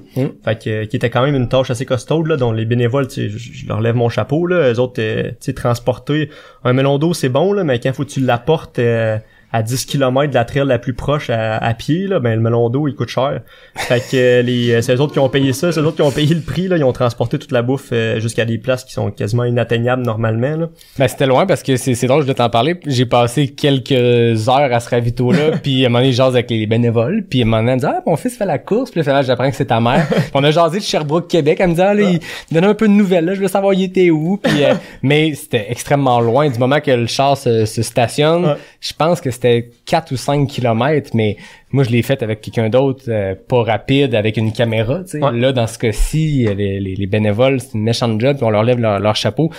Parce que il y a beaucoup de ravitaux, c'est tough pour n'importe quel événement d'avoir des gens dans des ravitaux qui sont là longtemps, mais au Chic Choc puis dans des courses comme ça où c'est reculé, je veux dire ceux qui étaient au Mont Blanc là, si je regarde ceux qui l'ont fait là, entre le premier qui est passé au Mont Blanc puis le dernier, je sais pas il y a combien d'heures. Mais au Mont Blanc, c'était l'enfer, c'était la nuit, t'es à 1000 mètres d'altitude, exposé. Il ventait, il faisait fret. Faut t'attendre que des coureurs passent, fait que c'est un ultra pour eux aussi. Il faut que tu sois de bonne humeur quand il arrive, hein. Voilà. Même s'il est 4 heures du matin, puis t'as pas mangé, t'as fret, c'est ça. Mais on leur lève notre chapeau. Ouais, tu sais, c'est une aventure pour les coureurs, mais c'est une aventure pour le crew, c'est une aventure pour les caméras. Tout le monde. Les caméramans qui droppent leur caméra dans une rivière. Ouais. C'est pas arrivé. Ah oui, c'est arrivé. Mais c'est ça, c'est les défis des Chic Chocs. Parle-nous de la course, t'es sur le départ. C'est une édition qui s'annonce, on se doutait déjà plus sec qu'habituellement, ceux qui avaient déjà couru dans ce coin-là, toi, avec ton 113, mais un René qui avait fait le ciel l'année d'avant, il y avait des morts de boîte, là, cette année, ça s'annonçait quand même plus sec. Par contre, très, très chaud sur le départ. Comment s'est passé ces premiers kilomètres-là en gang? C'était vraiment, tu sais, on est comme des chiens fous, là, au départ, là, on a juste envie de partir, là, on en a tellement parlé, là, c'est le temps de... les bottines suivent les babines, là. Exact. C'est le temps d'aller prouver pour qu'on s'est entraîné puis qu'est-ce qu'on est capable de faire. Fait que, tu sais, au départ, on est parti en gang puis tu sais, un peu, nous autres, on est parti à 5, là. Fait qu'on était 5 cute ensemble. On était même pas sûr si on allait suivre tant que ça. Je sais que René puis Mathieu, eux autres, ils avaient tellement couru souvent ensemble qu'ils savaient qu'ils allaient aller pas mal au même pace. Mais tu sais, moi, il y avait aussi Luc Doucet puis Simon Rivet qui étaient là. On était pas sûr qu'est-ce qui allait se passer. Finalement, le pace a super bien suivi. Fait que, on s'est suivi. Moi, pour une raison quelconque, digestion, gros problème, à partir du kilomètre 15, ça allait pas. J'ai comme vomi à 30. Pas capable de manger. Ça a comme été quasiment le pire moment de la course. Quand t'es plus capable de manger, on dirait que le cerveau, il y a plus rien qui va, là. Je me disais, qu'est-ce que je vais arriver? Je me rappelle, je suis arrivé au kilomètre 37 au premier ravito, puis je regardais mon père, je me disais, qu'est-ce que je vais faire, là? Je me sens comme à la fin de 100 kilos, puis j'en ai comme 30 de fête. Tu t'attends à vivre ce moment-là, mais peut-être au kilomètre 135, pas au 35. Exact, c'est ça. Il en reste long, tu le sais. Ouais. Mentalement, t'étais-tu en train de te dire, tu safe de repartir du lac Cascapédia? T'étais-tu déjà dans ces pensées-là ou tu disais ça allait revenir? Je suis chanceux, je pense jamais à ça. J'ai jamais pensé à arrêter une course ever, même quand ça avait plus de crise de bon sens.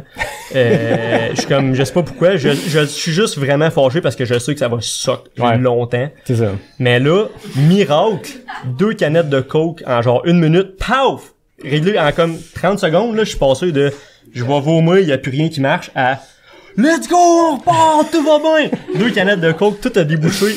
Puis quand on est blessé, on va dans le Grand Canyon descendre à 3,50 du kilo. Exact. Et quand la nutrition passe pas, 2 canettes de coke, on est parti. Ouais. C'est la médecine Robin. Mais 2 canettes de coke, c'est bon pour toi, là. Ben, t'as la caféine, t'as le sucre, t'as les calories, t'as le petit pétillant qui fait sortir ce qu'il y a à sortir. Ouais. Mais ça t'a recrinqué, t'as bu ça au ravito? J'ai bu ça au ravito, je suis arrivé, puis là, j'étais pas capable de manger, fait que j'ai fait, ok, je vais boire, je vais chugger du coke, puis au pire, je le rebomirai, c'est pas la fin du monde, tu sais. Fait que j'en bois un, puis là, tout de suite, j'ai ça rentré, tu sais, d'habitude, tu te sens plein, si tu chugges une bière ou un coke, whatever. Fait que là, je fais, donne-moi un deuxième, puis là, j'ai bu le deuxième tout de suite. Puis finalement, c'est parti, je pense, j'en ai bu genre, à toutes les ravitos, le reste, tu sais, c'est au kilomètre 37, là. Puis tu sais, ça a été vite, fait qu'il restait peut-être, je sais pas, 32 heures, 33 heures de course. À toutes les ravitos, j'avais une flasque de coke. Je sais pas combien de coke que j'ai bu dans la course, mais j'en ai bu genre une douzaine, là. On rappelle ton code promo Robin 15 pour Coca-Cola. On dit que c'est pas payant à la course, mais quand c'est Coca-Cola qui te commandite, ça va bien quand même. Mais je sais que c'est pas médicalement, scientifiquement la meilleure solution, mais ça sauve des courses. Je l'ai vécu aussi des moments où ça a sauvé ma course. Je sais pas qu'est-ce qui explique ça. Je sais que c'est pas médicalement recommandé, mais ça sauve des courses. Puis dans ton cas, ça a fait que t'es passé de ça va pas à let's go, on est reparti. Fait qu'on passe du lac Cascapédia puis on y va. Pas Cascapédia, Lac Matane, pardon. Lac Matane, ouais. Mais ça, c'est ça qui est le fun. Quand t'es au fond du baril, il y a rien que tu peux faire qui va empirer, là. Fait que là, mais, tu sais, ça va vraiment mal. Qu'est-ce que je peux faire? Rien, j'ai déjà vomi. Parfait, fais n'importe quoi, puis au pire, ça va rester de moi ici. Sentais-tu, tu sais, à ce moment-là, sentais-tu que t'allais perdre le groupe, dans le sens où quand, genre, tout le monde, ça devait aller quand même pas si pire, là, toi, l'estomac barre, puis tu te mets à vomir, il est tôt dans la course, tu te disais-tu, bon, je vais le laisser aller au prochain ravito, ou il y avait quand même encore un beat qui se tenait malgré les inconforts? Moi, je me disais, j'allais m'accrocher à eux autres jusqu'à temps que ça fonctionne plus pas en tout. C'était juste plate, là. Moi, c'était le fun parce que les autres jasaient pis tout, fait que le temps passait plus vite tout seul, ça aurait été long. Fait que je les entendais jaser puis tu fais juste accrocher puis ça a bien été. Mais tu sais, si j'avais pas mangé, je me serais pas rendu au kilomètre 80 en suivant ce moment-là, là. Fait que oui, ça a été comme le bon moment. Puis en plus, à ce moment-là, c'est Mathieu qui a mangé un burger. Mais lui, il était pas au fond du baril, fait que lui, il pouvait descendre plus bas, tu sais. Fait que lui, il est parti de ça allait bien, il a mangé un burger qui est resté pris dans la gorge pendant des heures et des heures. Fait que là, finalement, moi, j'ai eu le temps de remonter, puis là, lui, il a fallu méditer un peu là-dessus, là, combattre les démons, puis par démons, je veux dire burger dans l'estomac. Mais non, tu l'as mangé au ravito? C'est le pire moment de la course. Ah ouais? 37e kilo, là, c'était le pire moment de la course. Puis vous avez un petit bout, c'est toujours tough des ravitaux pour plein de raisons, mais souvent, dans la plupart des courses, le ravito est pas dans le single track où tu repars avec une petite montée, power hike tranquille. Souvent, tu sors de la track le temps d'aller dans un endroit où il y a des autos qui se rendent. Ouais. Donc, tu repars puis vous aviez, je sais pas combien de kilomètres, c'était pas si pire, mais quand tu repars plein puis faut que tu fasses 2 kilomètres d'asphalte, c'est sûr que c'est un endroit où tu te dis kilomètres gratuits, on va pas power hiker ça, on va le courir. Et c'est le pire moment pour stresser l'estomac parce que ça fait 4, 5, 6 heures de course où t'avances à un beat qui est là, hein, fait que l'estomac il est comment? Ça se digère bien de la bouffe à 12 minutes du kilo. Et puis en plus, on ramassait des pacers puis ils étaient fous comme la merde. Oui, c'est ça. Les autres, ils pensaient qu'on partait sur notre PR 5 km, là, ça criait, ça faisait des ronds autour de nous autres, ça faisait n'importe quoi. Vous étiez encore 5 ensemble et là, à partir, vous aviez le droit à un pacer du lac Matane, kilomètre 37, au lac, on sort le post-it, au lac, au Petit Saut, kilomètre 80. Fait que pour la première nuit, vous aviez un pacer tout le long. Exact. Est-ce que les 5, vous aviez chacun un pacer? On avait 3 pacers. À 5. Moi, j'avais pas de pacer, Vous partiez à 8 du lac Matane. Partait à 8. Puis ça, c'est quand même incroyable. Tu sais, à ce moment-là de la course, sortie de là, il devait peut-être avoir, je sais pas, un petit peu plus que 40 coureurs qui restaient, peut-être disons 45. Mais à ce moment-là, on était 8. On était un genre de party train, là, c'était incroyable. On arrivait au ravito, là, puis on gueulait, on se mettait, on disait des niaiseries, tout le monde au ravito, c'est comme si on les réveillait, eux autres qui étaient habitués d'avoir, un coureur au compte-gouttes qui arrive tout le temps. 7 qui arrive sur le party, puis Mathieu qui a mal au ventre, là, mais... Juste pour les nommer, je pense que ça vaut la peine. Vos pacers, vous aviez Julie Lesage. Ouais, qui paissait Luc Doucet. Après ça, Laurence Barry est rentrée au dernier ravito, mais elle était pas là au premier. OK. Sinon, on avait François Leclerc qui était avec Mathieu, puis on avait Corinne Falardeau. Oublie son nom. Oh, on avait Corinne qui a pas de médias sociaux, donc j'ai pas pu stalker son nom de famille, mais qui était la pacer à peut-être René. comme Bono, puis elle a pas de nom de famille. Fait que Corinne était là. Corinne était là. Qui était la pacer de René. Ouais, qui était la pacer de René. Puis tu sais, tout du monde super positif, super plein d'énergie, puis d'excellents coureurs aussi, coureurs-coureuses, là. Donc, c'était vraiment un moment incroyable, là. Chaque fois que les pacers rentraient, sont rentrés 2 fois, puis tu sais, l'énergie oui. de roof, c'est un peu ça l'objectif aussi d'un pacer, dans le sens où si ça va bien dans ta course, on repart là-dessus puis on construit là-dessus, mais quand ça va mal, c'est le temps de ramener tout le monde. Puis on en parlera, je pense que la course va avancer aussi, mais il y a des moments où tu arrives dans un ravito avec ton pacer, puis je veux dire, ça va pas bien, là. C'est une marche funèbre, puis c'est difficile. Le pacer, c'est tough ramasser quelqu'un là, mais t'es frais en jambes, c'est le début de la nuit, on part le party. Cette première nuit-là, comment ça s'est passé? C'était une première nuit sans dormir, bien sûr. La météo, c'était quand même froid sur les sommets, mais je pense que c'était encore chaud puis humide. Je me rappelle, moi, en fait, je suis allé vous voir sur votre dernier kilomètre à partir de Petit-Saut, fait que la fin de cette nuit-là jusqu'à Petit-Saut. Puis je me rappelle, nous, il avait fait frette à bien des endroits, puis vous étiez comme, non, on était dans des poches d'humidité, puis dans le sentier, c'est une forêt qui est profonde, c'est serré, les arbres. La chaleur est restée pognée là toute la nuit, là. Ouais, on a été choyés, là, la nuit, tu sais, sur le top du Mont-Blanc, il faisait froid, là, mais sinon, c'était vraiment des bonnes conditions, là. Tu sais, tant qu'on continuait à bouger, c'était good, là. C'était peut-être pas parfait si tu voulais dormir sur le bord de la trail, tu te fais réveiller parce qu'il fait froid, là, mais en fait, c'est un point positif, ça, même pas besoin de cadran, tu te réveilles parce qu'il fait froid. Voilà. Est-ce qu'il y avait du monde dans votre gang qui a dormi la première nuit? Non. On n'a pas dormi la première nuit. On le skippé, puis ça a quand même bien été, surtout avec un crew. Il reste plus réveillé, là, tout seul, peut-être que des fois tu peux pogner des petits downs, mais non, ça a quand même bien été. Ça reste un bon défi de partir une course à 14-15 heures, je me rappelle pas, milieu de l'après-midi, dans le sens où c'est pareil pour Eric Canet sur le 125 depuis la nouvelle heure. Tu calcules ta nuit, tu calcules ton temps de course, tu calcules ton sommeil, mais là, ta course part tellement tard dans la journée que rapidement, tu tombes à l'heure que t'es supposé dormir. Exactement. Fait que quand t'as une course comme ça, que tu sais que tu vas faire 2 nuits dans le sentier, en plus, t'as commencé à 14 heures, c'est que tu t'es levé le plus tard possible. C'était quoi la stratégie de sommeil? T'as-tu essayé de faire la grasse matinée juste ce matin-là pour emmagasiner le peu d'heures possible? On n'a pas fait la grosse matinée. J'ai dormi une nuit normale. J'ai pas fait de stratégie de me coucher tard puis me lever plus tard. Aussi, il fallait que j'aille chercher mon dossard. Une couple de choses à faire. Mais oui, c'est quelque chose qui est différent d'autres courses. Oui, juste commencer, parce que disons, surtout les autres 100 000, souvent ils commencent plus tôt le matin possible, comme ça. Ta nuit arrive tard, mais t'en as une à faire, Tandis que là, tu sais, à la fin du coke, tu te ranges pour le lendemain matin, là. C'est ça, exact. Tu sais, là, on partait avec déjà tu te lèves le vendredi matin, puis tu sais que tu te couches pas concrètement avant peut-être le dimanche après-midi, soir, là. Exact. Mais tu sais, la stratégie, c'est pas super compliqué, là. Il y en a, tu peux essayer de planifier ça, mais tu sais pas comment tu vas filer, là. C'est comme si tu voulais planifier la nutrition d'avance. Tu peux planifier best case scénario, worst case, mais tu sais, où est-ce que tu vas être, c'est un peu difficile, là. Fait que c'est pendant la course, on s'est dit, pense à main d'arrivée, pas petit saut, l'autre, c'est Cascapédia. En tout cas, on s'était dit, là, on va arrêter, on va prendre un 15 minutes, pour dormir. Je pense qu'on arrête, puis on s'est dit, dans 20 minutes, on repart. Fait que faites vos affaires, dormez si vous avez le temps. Puis on y va. Fait que, mais ça a juste été au coucher du soleil de la deuxième journée. On s'est écarté dans la hiérarchie de la course. Donc, première nuit, vous vous rendez jusqu'à Petit-Saut. Vous arrivez là au petit matin. C'est encore chaud. Ça doit être... Quel état d'esprit t'étais quand t'as 80 de fête puis t'en restes juste 88? Ça file comme si t'es dans le trail depuis des jours, là. Tu sais, c'est tellement long, là. C'est un 80 km. Je sais pas exactement les temps à quand on est arrivé, mais c'est beaucoup plus long que n'importe quelle autre course, faire les 80 premiers kilos, là. On est à 5500 mètres, je pense, à ce moment-là dans la course, puis on est même pas à moitié, là. Y a pas un 80 qui sera solo au Québec. Puis là, c'est juste la première moitié, même pas encore, là. Exact. Fait que, tu sais, moi j'étais encore super, j'étais fatigué, là. Mais j'étais super content. Là, on sort un peu de la réserve faunique de Matane, là. Fait qu'on sait que, oui, il reste des grosses montées, il reste des coins difficiles, là, mais le plus dur est passé.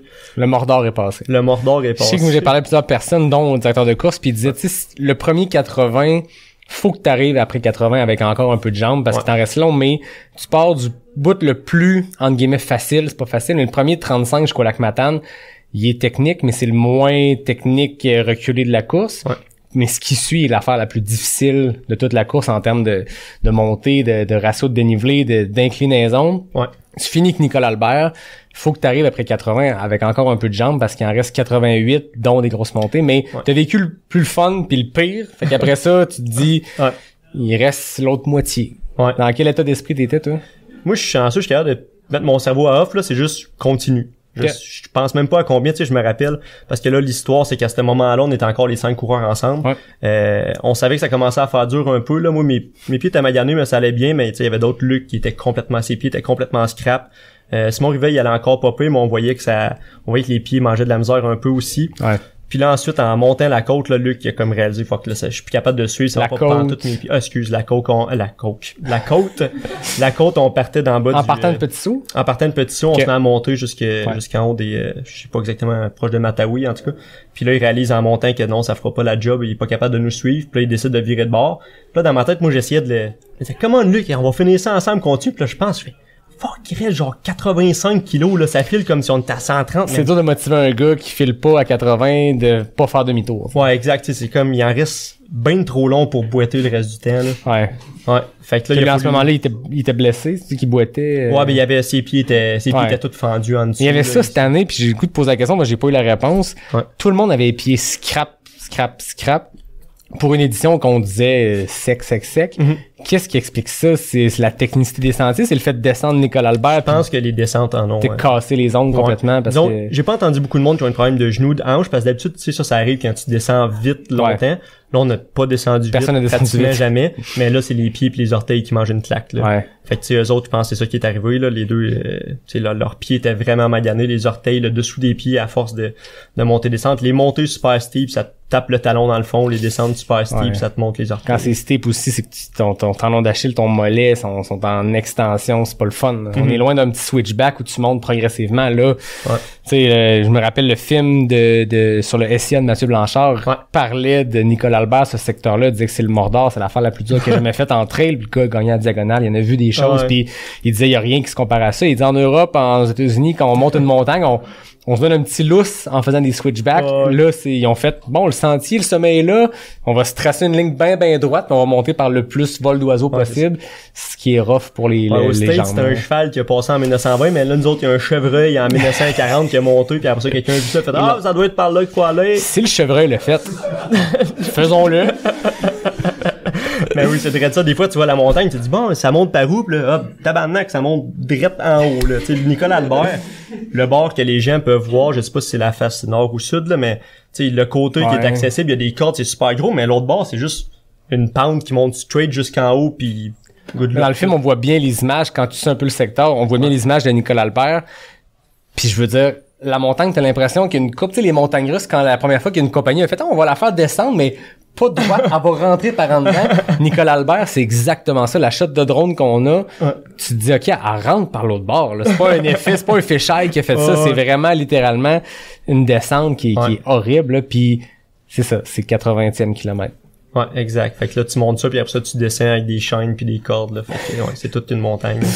Mais oui, je pense que c'est ça la raison pourquoi le monde a aussi de la misère avec leurs pieds, puis on va pas se le cacher, il a fait beau, là. Ouais. S'il fait pas beau, attache ta tuque, là, ça va être, prends ton temps puis occupe tous tes pieds, là. On s'amusait à faire des prédictions avec l'organisation pour les temps des premiers, les temps des derniers, le nombre de finishers. Puis on se dit c'est une année sec, tu sais, les gens qui sont habitués à ce secteur-là, tu sais, Mathieu, vous l'avez fait plusieurs fois avec René a fait le SIA une année, les Chic-Chocs, il y a toujours eu des conditions exécrables. Tout le monde était d'avis que cette année, c'est les plus belles conditions qu'ils ont jamais vues dans les Chic-Chocs dans les 10 dernières années. Ça a donné ça. Ouais, c'est la version facile. Ben, j'oserais pas dire ça parce que ça reste 170 km d'un Chic-Choc, mais ça reste que les prochaines années pourraient réserver bien des surprises, mais il y a peut-être d'autres défis qui sont arrivés. La chaleur, toi, ça t'a-tu affecté pendant la course? Un peu, tu sais, faut quand même que tu te pèses, que tu boives de l'eau, mais on a quand même eu une couple de... Tu sais, on savait qu'il fallait faire attention parce qu'on a croisé plein de monde. On a croisé une couple de personnes, justement, qui avaient des problèmes d'eau, qui avaient eu chaud, là. Tu sais, ça te donne un peu un warning de faire attention, là. Mais oui, il faisait chaud. Il faisait chaud puis tu bois de l'eau. Surtout que tu passes la nuit à comment tout est good, j'ai pas besoin de boire tant d'eau que ça la journée. Ouais.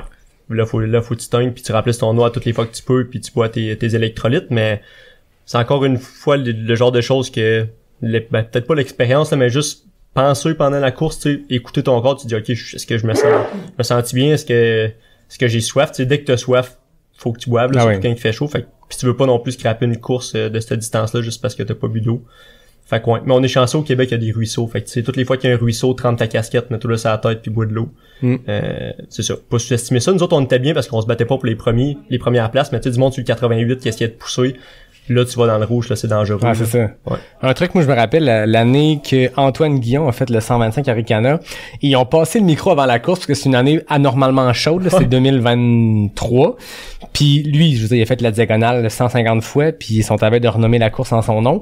Puis il disait, quand il fait vraiment chaud, se mettre de l'eau, ses bras, sa tête, c'est bien, mais il dit, faut mettre de l'eau frette là où il y a des organes vitaux. Fait qu'il dit, lui, il se mouille le chest, puis moi, j'ai toujours retenu ça c'est un très bon truc. Moi, c'est le genre à mettre ma casquette où genre, t'en mets un peu ses bras, tu files bien 3 secondes, mais il disait, l'eau frette, je le partage, ça n'a aucun lien avec votre course, mais je me dis, c'est quelqu'un qui écoute, Antoine Guillon a dit qu'il y a de l'eau sur le chest, ça fait des belles photos.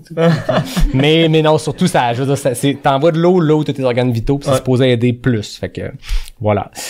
On part de Petit Saut, il reste 88 km, Luc fait demi-tour. Est-ce que pour le moral des troupes de perdre un soldat, ça a été un moment difficile ou on moi, continue? Moi, j'ai trouvé ça tough. Ouais. Moi, Luc, c'est mon bon ami. Puis le voir, le voir virer de bord, tu sais, moi, je disais, comment? J'aurais aimé ça qu'il vienne, puis là, j'ai réalisé, ouais, non. Puis en plus, lui, il est super zen, là, fait qu'il voyait ça juste comme, ok, ben, tout bad, là, j'ai essayé, puis ça a pas marché. On réessayera l'année prochaine. Moi, j'ai essayé, puis tu sais, en partant, je me disais, ok, fuck.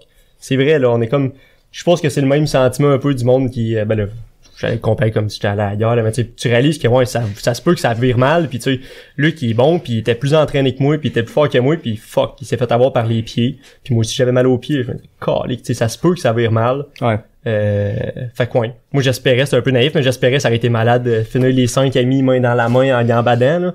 Mais non, il y a du monde qui vont souffrir, là. Ouais. Mais non, puis je veux dire, il y a plus de la moitié des gens qui ont commencé qui l'ont pas terminé, comme c'est la moyenne sur la plupart des courses de longue distance. Puis il y a tellement d'affaires, tu sais, sur des plus courtes distances, il y a plein d'autres choses qui peuvent mal aller, c'est très stressant pour les muscles et tout ça, mais sur de la longue distance, c'est des dizaines et des dizaines d'heures. Le nombre de choses qui peut mal aller est exponentiel à mesure que tu avances. Hein. Ouais, exact. Là, tu sais, plus c'est long, plus tu vas payer toutes les petites erreurs que tu fais.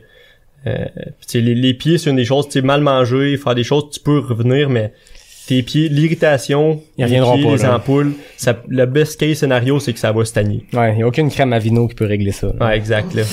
Deuxième journée, t'as une carence de sommeil, t'as une carence d'un peu tout parce que c'est un ultra. Comment ça s'est passé à grosse chaleur sur des sommets exposés dans le parc national de la Gaspésie? Ouais, j'en ai pas parlé encore, mais c'est tellement beau. C'est superbe, là, la majorité du parcours. C'est vraiment beau. Puis quand tu sors de la réserve faunique de Matane, c'est super, là, tu sais, je me rappelle, il y a des photos, là, je suis là, puis Mathieu puis René, eux autres, ils l'ont fait plein de fois, fait que là, à toutes les occasions, ils me pointent, on va monter là, puis on va descendre là, il va voir ci, puis tu sais, moi, je regarde ça, puis je suis un peu époustouflé par, tu sais, la grandeur des choses. Puis en plus, tu vois au loin où est-ce que tu t'en vas, ça fait un peu peur, mais en même temps, c'est beau de dire, calé, qu'on est capable de se rendre là-bas quand ça a l'air, tu sais, infranchissable. Ouais. Ouf. Très fort. Bien oui, la deuxième journée, c'est tellement bon, on dirait que ça change un peu la vibe, là. T'es un peu dans un tunnel vert, la première partie de la course, là. T'as des beaux points de vue, mais ça reste que t'es dans la forêt, tandis que là, tu sors, t'es exposé. C'est super. Fait que moi, j'ai trippé là. C'est encore difficile, là. T'es dans de la grosse roche. Fait que tu sais, des fois, il y a des belles descentes, mais t'es dans la roche. Fait que fais attention. Puis c'est dur pour les chevilles puis les genoux aussi. Puis ensuite on a atteint un sommet, puis là à ce moment-là Simon Rivet qui était avec nous autres aussi, lui qu'on voyait qu'il avait de plus de misère, il a dit ok, je vais prendre mon temps un peu ici, regarder, soigner mes pieds, puis quand il a enlevé ses souliers, tu sais, tous ses ongles étaient mauves, là, le devant de ses pieds était tout ouvert.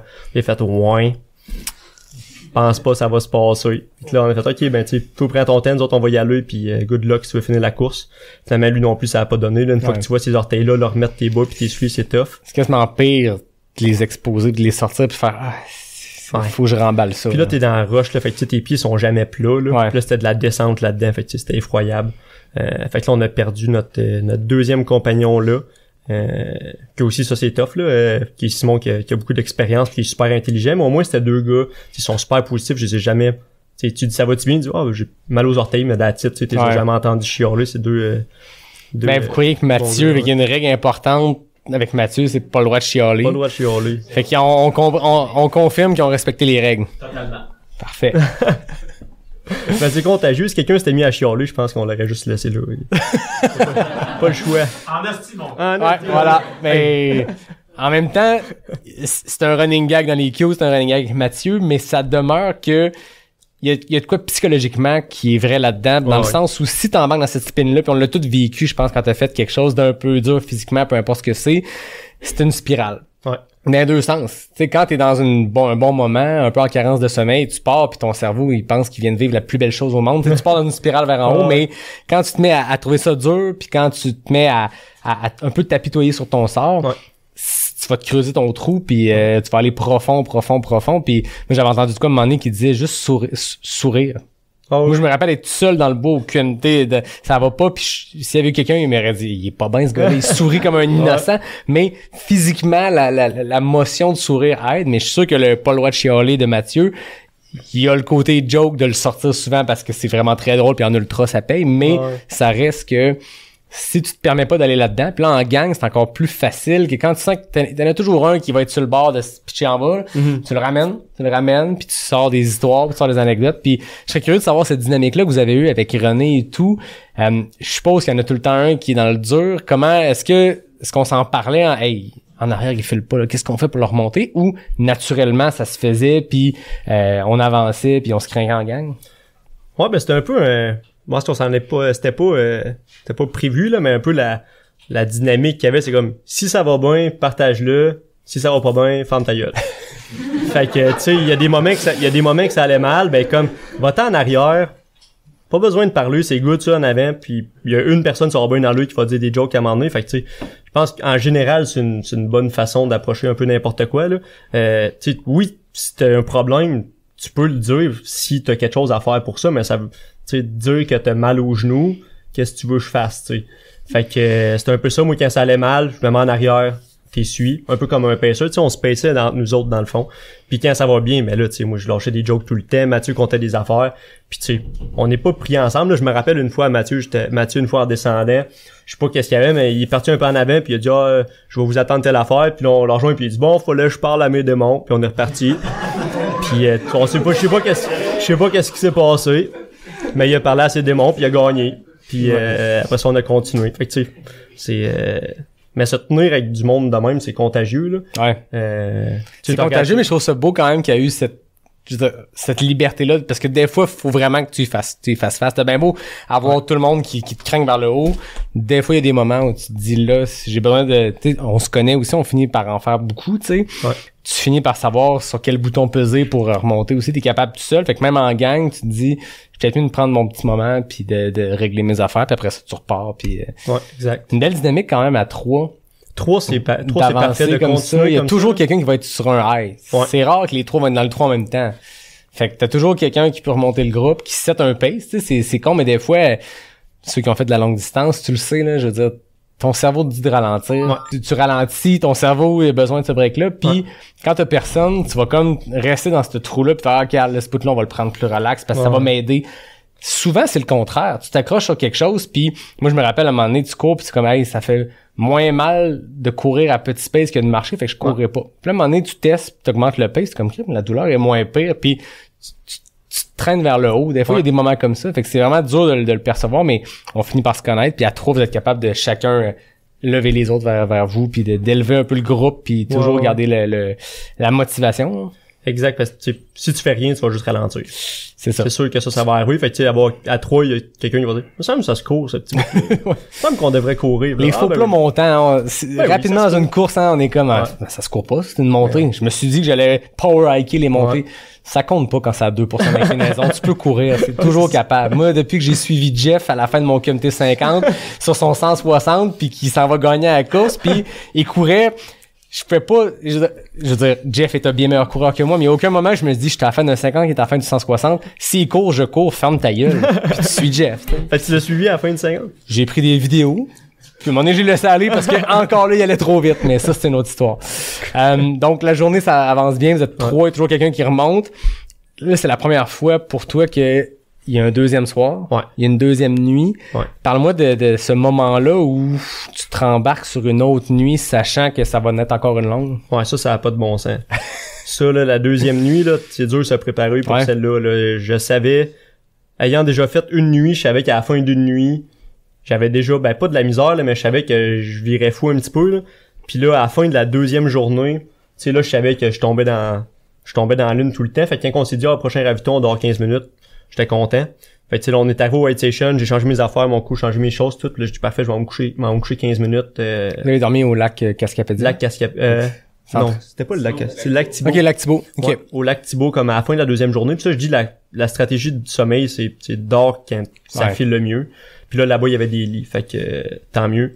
Fait que, on est arrivé là-bas, je me suis couché.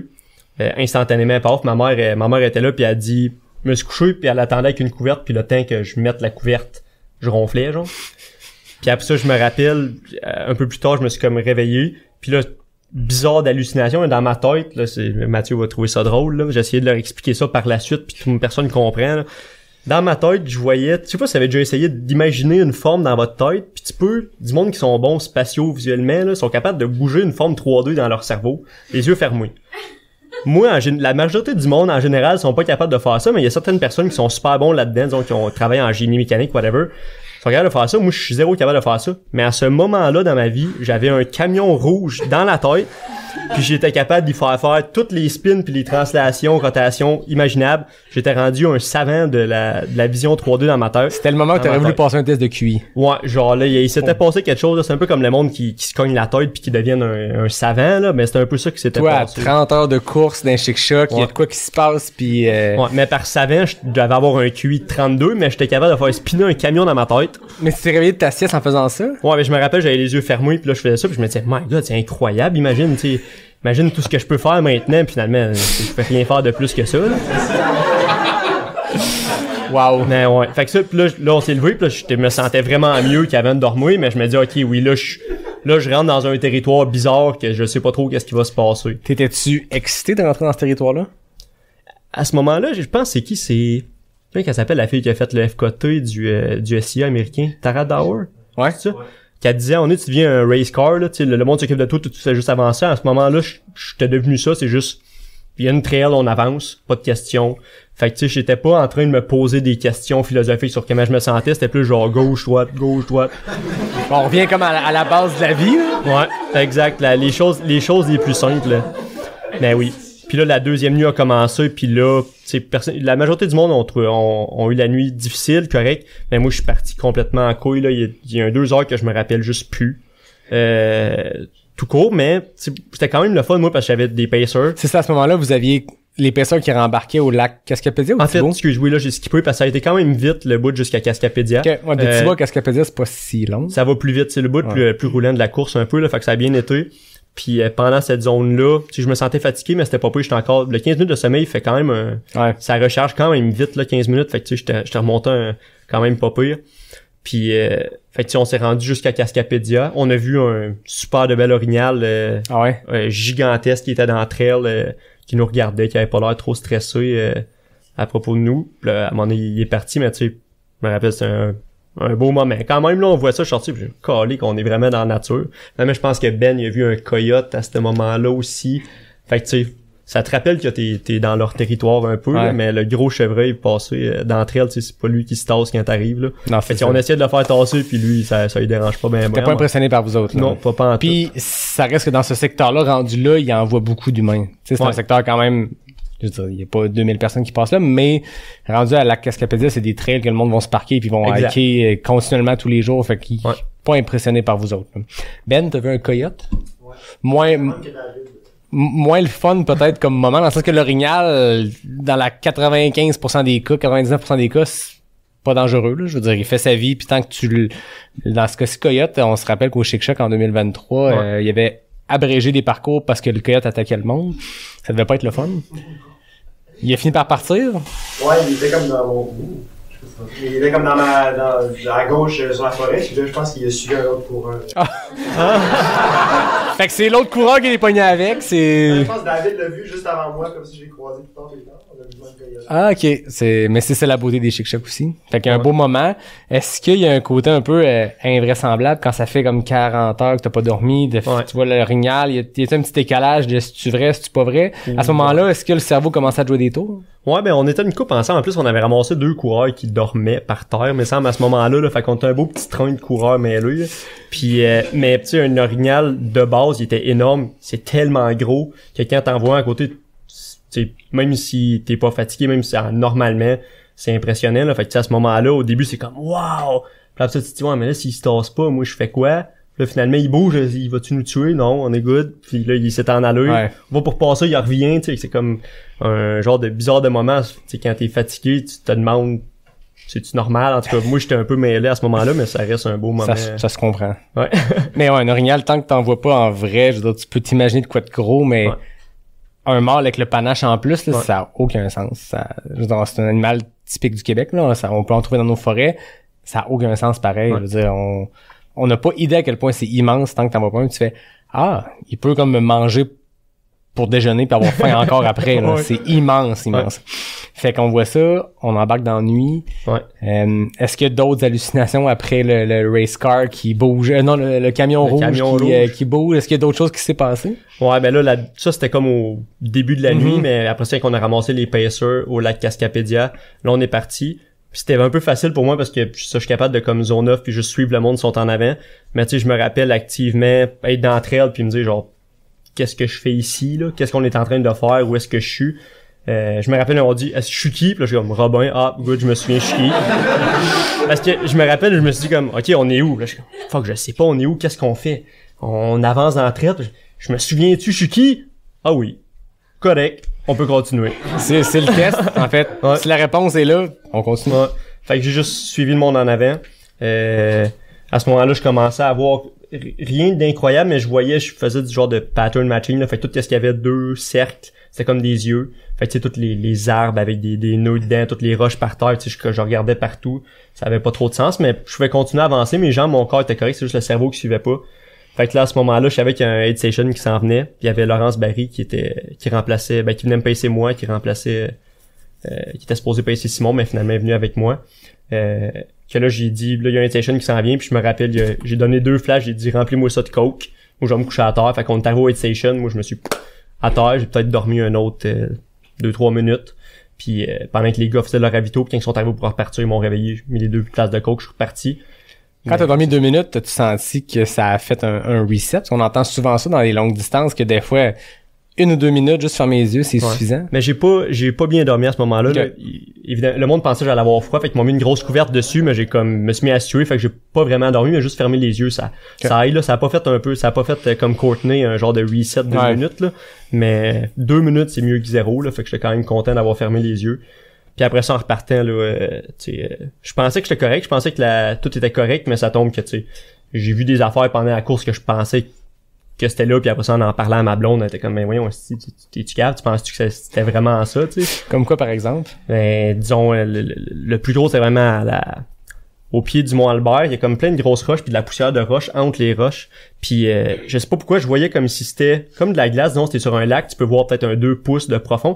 Puis je pensais que c'était la lumière du soleil qui se levait, qui frappait sur ça. Je me disais waouh, c'est la nature, c'est si beau. C'est si beau là la lune là, puis là je me disais calé. Puis là je regardais, puis là tout le monde, personne faisait rien. Puis là, je me disais René, c'est donc bien beau, ça. Pourquoi personne n'en parle? Puis là, il était comme, ta gueule, là. De quoi tu parles, tu sais? Il pensait que je niaisais. Là, j'ai comme, mais non, mais pourquoi ça fait ça? Puis là, je m'attendais à ce qu'il m'explique, là. C'est la lune. La science derrière. Ouais. Puis là, j'en prenais dans mes mains, tu sais, le sable à terre, puis là, je regardais, ça marche pas dans mes mains. Bizarre. Puis là, les gars disaient, arrête, tu sais, continue, tu sais. Ils pensaient que je niaisais ou je sais pas trop. Et là, moi, j'ai continué jusqu'à la fin de la course. Puis là, je m'ostinais avec eux autres. J'étais genre, ok, arrêtez de me faire passer pour un fou, là. Puis tu sais, le lendemain, après ça, parce que ma copine n'était pas là, mais tu sais, en revenant le soir, le lendemain, j'y disais ça, puis là, elle marquait, puis elle était comme, ouais, non, ça marche pas, puis là, je me dis, non, ça a pas de bon sens, puis j'ai comme réalisé, tu sais, une journée après que ça avait pas d'allure. Fait il y a bien des belles choses dans les chic-chocs, mais ça... Non, il y a pas la pierre de cristal. Là, je me dis, ça doit être des feux, c'est les cendres, puis là, les cendres, tu sais, j'étais loin là-dedans, fait que tu sais... si c'était à refaire, si j'étais tout seul, il aurait fallu que j'arrête de dormir, là. Ouais. Là, je dis ça, si vous êtes seul, vous commencez à faire ça, tu sais, dormir. Je pouvais pas prendre de mauvaises décisions. On avait 3 pêcheurs avec nous autres, on avait d'autres, tu sais, je pouvais pas juste me perdre. Il y avait une je pouvais bulle pas autour de vous, là. En Exactement. C'est un secteur que si t'arrives là tout seul, pas de pacer, Ouais. c'est fucking dangereux. Je veux dire, c'est dangereux en plein jour avec 3 km d'impact. Je veux dire, la cuve et tout ça, Exact. Ouais. c'est extrême. Au niveau où t'arrives, c'était bien que vous ayez du monde parce que, tu sais, si vous pensez faire cette course-là, vous écoutez, vous dites, hey, je pourrais faire ça sans pacer, je suis capable. Ouais.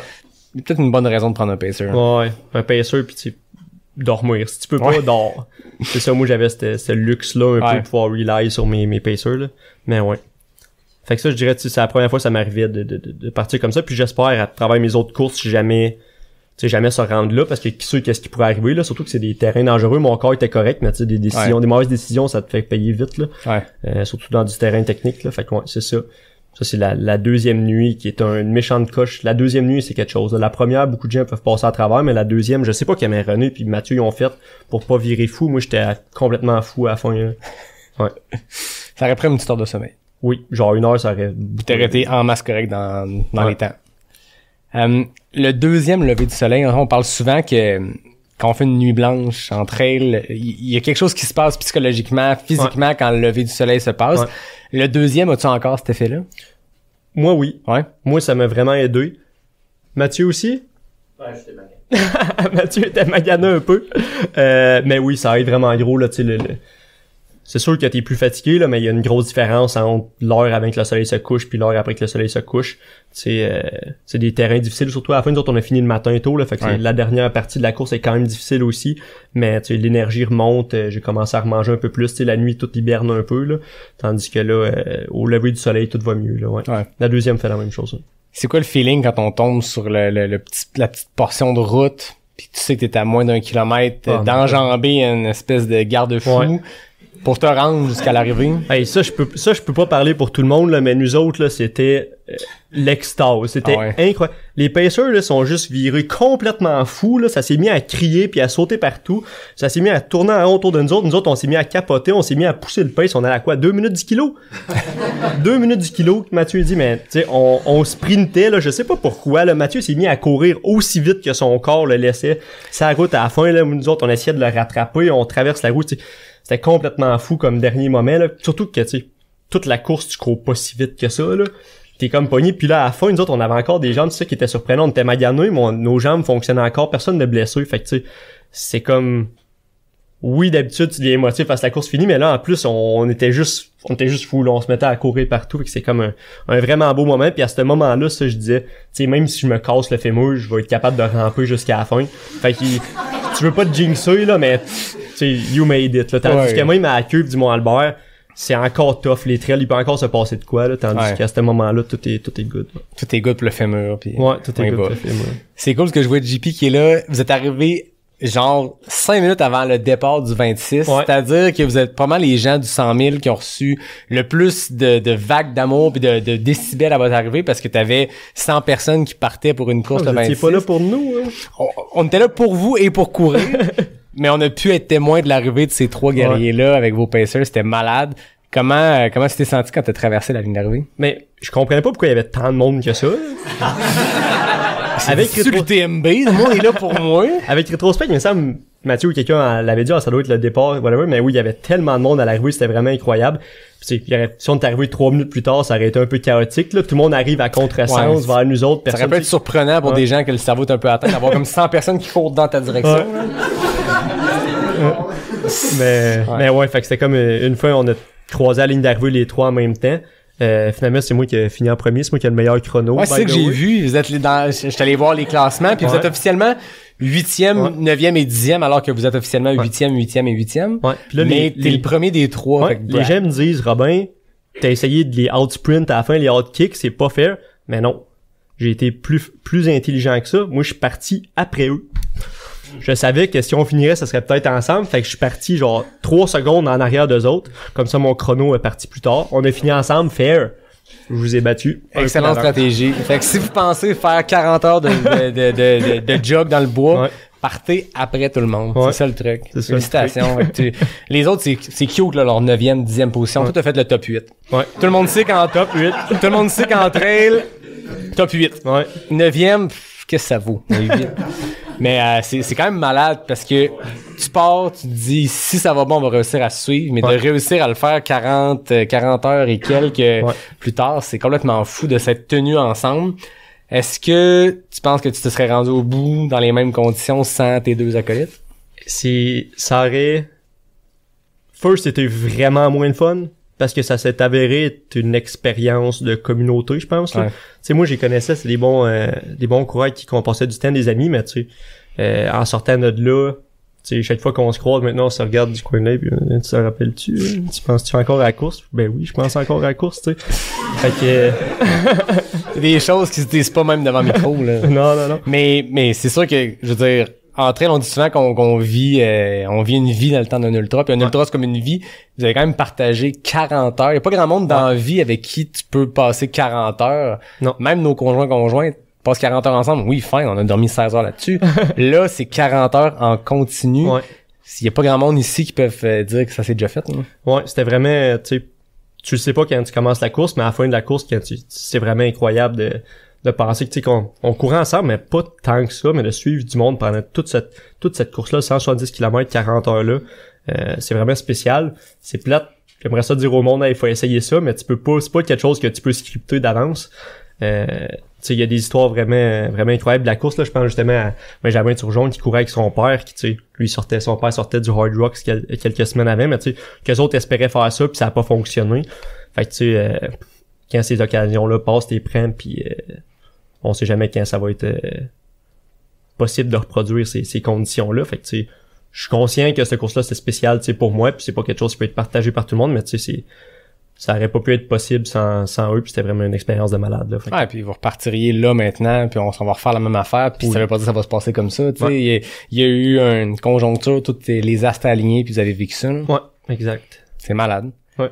Ça a pris combien de temps s'en remettre de ça? Émotionnellement, mentalement, physiquement? Physiquement, ça a été vite, là. Je comprends pas comment on s'est remis de ça de vite, là. Tu sais, la course est finie le dimanche, puis le mercredi d'après, on est allé au queue de courir, là. Pas vite. Bon, on y est allé pareil, puis c'était malade. Émotionnellement, c'était des beaux moments, fait que je dirais pas, tu sais, je suis nostalgique quand j'y pense, mais émotionnellement, j'étais fier de moi puis content de la course, comme tu sais, tous les coureurs peuvent relate un peu quand ils ont fini un gros défi qu'ils ont fait. Mais d'arrêter d'y penser, tu sais, je me rappelle, la joke, c'est que Mathieu, on est allé courir genre, tu sais, peut-être 3 semaines après ensemble, puis j'ai dit, tu penses-tu à la course à tous les jours? Puis il me dit, en esti, mon gars. En esti, mon gars. Fait que, tu sais, c'est ça, on y pense encore souvent, là. Fait que, tu sais, c'est la raison pourquoi le monde court, là. C'est, tu fais ça, puis après ça, t'as des histoires à compter pendant un bout, là.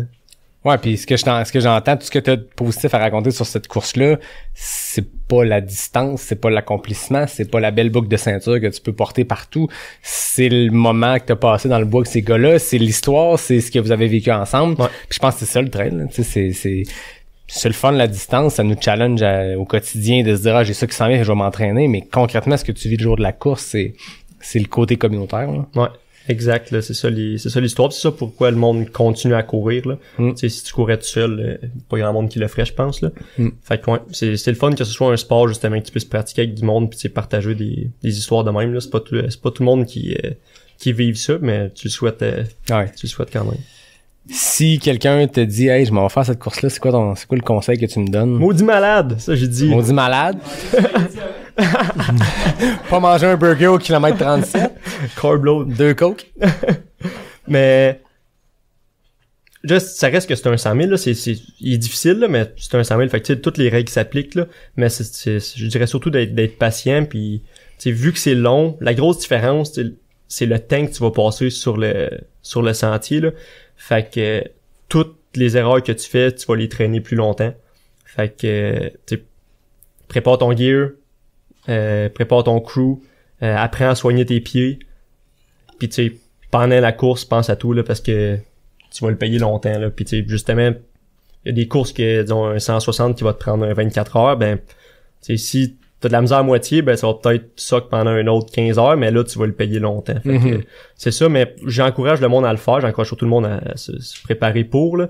Mais tu sais, c'est vraiment une aventure, là, une vraie aventure, là, t'as l'impression de découvrir un nouveau territoire pendant que tu t'en vas là-bas, puis c'est clairement dans les plus beaux endroits c'est la côte est de l'Amérique, là. Fait que moi, je conseille à n'importe qui de le faire, mais préparez-vous. Puis tu découvres des manifestations écologiques que seul toi tu peux vivre, de la glace en haute altitude, je veux dire, tu peux pas découvrir ça si t'as pas couru les 35 heures avant. Tu peux pas un camion rouge. Voilà. Essayez donc de faire ça. Essayez donc de faire ça, ceux qui écoutent. Non, vous pouvez pas. Après 30 heures de course. Ouais, ils essayeront ça après le podcast. Fermez vos yeux, imaginez un camion rouge. Qui spin. Spin dans une orientation, arrête, spin dans l'autre. Personne ne peut faire ça. Sauf Robin après 30 heures de course. À quel moment, parce que je sais la suite, là, mais à quel moment tu t'es dit, bon ben, j'ai fait ça, pourquoi pas essayer ça pendant 6 jours au lieu de 2? Je dirais ça. À toutes les courses que j'ai faites, je sais pas si tout le monde a le même sentiment, mais quand ça se passe bien, tu te dis, oh my god, je pourrais, tu sais, qu'est-ce que je peux faire de plus, qu'est-ce que j'aimerais. Fait que tu sais, moi, après la course, je savais que je voudrais faire d'autres courses comme ça. Ça a pas été trop long à repenser tout de suite à qu'est-ce que je voulais faire pour la suite, là. Fait que tu sais, tout de suite, mon plan général, c'est je me disais, j'aimerais ça faire, parce que là, j'en ai fait un par année pendant 2 ans, mais j'aime vraiment ça, l'aventure, puis j'aimerais ça être assez en forme pour pouvoir en faire plusieurs pendant une année. Fait que je me disais, ça serait cool d'en faire, tu sais, peut-être 2-3 l'année d'après, tu sais, maîtriser un peu la distance, puis qui sait, un jour, j'aimerais ça faire les grandes aventures, tu sais, des 200 000 ou le Tour des Géants, des choses comme ça, des choses sur plusieurs jours. Fait que tu sais, j'ai commencé à regarder ces courses-là. Puis là, je vois un peu où c'est que tu t'en vas avec ça, là. Mais tu sais, j'ai une couple de courses bucket list dans ma tête, là. Tu sais, tu t'imaginais, on va faire plusieurs 100 000 dans une même saison. Ouais, je m'étais dit, disons, ma vision long terme, ça serait, au début, je me disais, je vais faire un 100 000. Je l'ai fait une fois. Je vais en faire un autre, m'habituer. Puis après ça, tu sais, si tout est parfait, j'en ferai 2-3 pendant une année. Puis après ça, l'année d'après, ou l'autre année d'après, je ferais de quoi comme, tu sais, le Thor ou le Bigfoot 200 Tahoe, des choses comme ça. Mais le problème, c'est que ces courses-là, des 200 000, vu que c'est super compliqué à organiser, il faut que tu t'inscrives d'avance, qu'il y a une loterie, puis tu sais pas quand est-ce que tu vas être pris. Fait que moi, j'ai regardé ça un peu, j'ai regardé le Tour des GM, je me dis, ouais, c'est trop, là, c'est un 200 000, mais il y a une méga coche, là, c'est comme 25 000 mètres. C'est quasiment le double du temps des autres 200 000. Exact, là, fait que c'est comme un monstre. Fait que là, je regardais, puis il y a une course qui avait sur ma bucket list depuis longtemps, c'était le Bigfoot 200. Fait que je me suis dit, je vais m'inscrire à la loterie de tout ça, puis ils disent pas c'est quoi les odds que tu sois pris. Fait que je me suis dit, je vais m'inscrire, puis on va voir qu'est-ce qui se passe. Fait que je me suis inscrit, puis je me dis, ben, puis je serai pas pris, je vais être pris dans 2-3 ans. Finalement, première année, pris first try. Je sais pas c'est quoi les chances que ça arrive, je pense que c'est quand même bas. Mais j'ai été pris first try, fait que là, l'année prochaine, c'est ça qui se passe à la fin août. Ben, en fait, du 8 au 12 août, on s'en va au Bigfoot 200, qui est une course de, c'est ça, 330 km dans l'État de Washington, qui est un du Triple Crown de 200 000 aux États-Unis. Une super de belle course, un peu du même type que les Chic Chocs et pour le 100 000, le Bigfoot est pour les 200 000. C'est un peu le plus sauvage des trois. C'est ça, exactement. Les 3 grands 200 000, c'est celui qui est connu comme étant le plus Chic Chocesque. C'est ça, tu es profond dans les forêts nationales de l'État de Washington. Donc, il passe par Cascade Mountain, qui passe par le Mont Saint-Hélène, qui est un volcan qui est passé en éruption en 1980. Fait que c'est des super de beaux territoires alpins avec un peu comme c'est la fin des Rockies, là. Fait que ça ressemble un peu à qu'est-ce qu'on a en Alberta, à Banff, tout. Fait que c'est ça le plan. C'était pas ça qui était prévu. Dans ma tête, je voulais plus le faire dans 2-3 ans. Mais l'opportunité arrive, puis je suis un gars qui dit pourquoi pas. Fait que j'ai dit pourquoi pas. Voilà, puis tu sais, tu disais que tu voulais faire plusieurs 100 000 dans la même saison. C'est ce que tu fais, c'est juste qu'entre ton premier puis ton deuxième, il va y avoir comme 3 minutes. Ouais, c'est ça. Mais ça va être fait, tu sais. Ça compte. Est-ce que, tu sais, mettons, là, t'as complété un premier 100 000, un deuxième 100 000. Tu sais ce que toi, tu dois faire physiquement pour te rendre au bout de ces épreuves-là. Là, c'est le double en distance, mais on s'entend, c'est pas le double en entraînement. Certainement pas, non. La prochaine année, en fait, les prochains 7 mois d'ici là, 7-8 mois, c'est quoi le plan de match pour te préparer pour ça? Ouais, ça reste, tu sais, c'est le double de la distance, mais comme tu l'as dit, c'est clairement pas le double de l'entraînement, là, sinon je me serais pas inscrit à ça, là. Mais ça se ressemble dans le sens que c'est beaucoup de longues sorties. Les coachs sont pas nécessairement tous d'accord avec comment tu devrais approcher ces distances-là. Fait qu'il y a pas vraiment une recette gagnante, un peu comme sur les 100 000, c'est quand même bien connu, tu sais, comment les pros s'entraînent, tout. Fait que je vais y aller un peu comme j'ai toujours été, je vais regarder, tu sais, qu'est-ce que c'est le 200 000? Ben, c'est beaucoup courir quand t'es fatigué. Fait que ça va ressembler à de l'entraînement de 100 000. Donc, qui fait beaucoup des back-to-back long run, mais je vais sûrement faire plus de fast pack. Fait que, à la place de faire 2 jours, des 3, des 4 jours de back-to-back de 50 km et plus, juste pour apprendre à bouger pendant plusieurs jours un peu fatigué sans non plus détruire ton corps sur un 100 000. Fait que ça va ressembler à ça. Puis aussi, il faut que tu traînes beaucoup de stock. Là-bas, c'est vraiment reculé, beaucoup traîner, tu sais, des 2, des 3 litres d'eau avec du stock pour quand il fait froid, quand il pleut, tout. Fait que le fast packing semble être la méthode Parce que la poussette, il y a pas droit, je pense. C'est pas possible, malheureusement. Je sais pas, hein? T'aurais-tu le droit? Ben, à suivre. Tu peux te demander. C'est très technique là-bas. En descente, c'est pas pire. Peut-être c'est tannant. Ça t'a pris une 40aine d'heures pour les Chic Chocs, là. Je connais même pas le Bigfoot 200. C'est quoi les temps approximatifs que ça peut prendre? Je sais pas exactement le terrain, ça m'a quoi. Je sais qu'il y a du monde qui l'ont fait, avec qui je vais parler. Justement, tu m'as référé. C'est quoi son nom? Francis? En tout cas, je sais Francis Picard.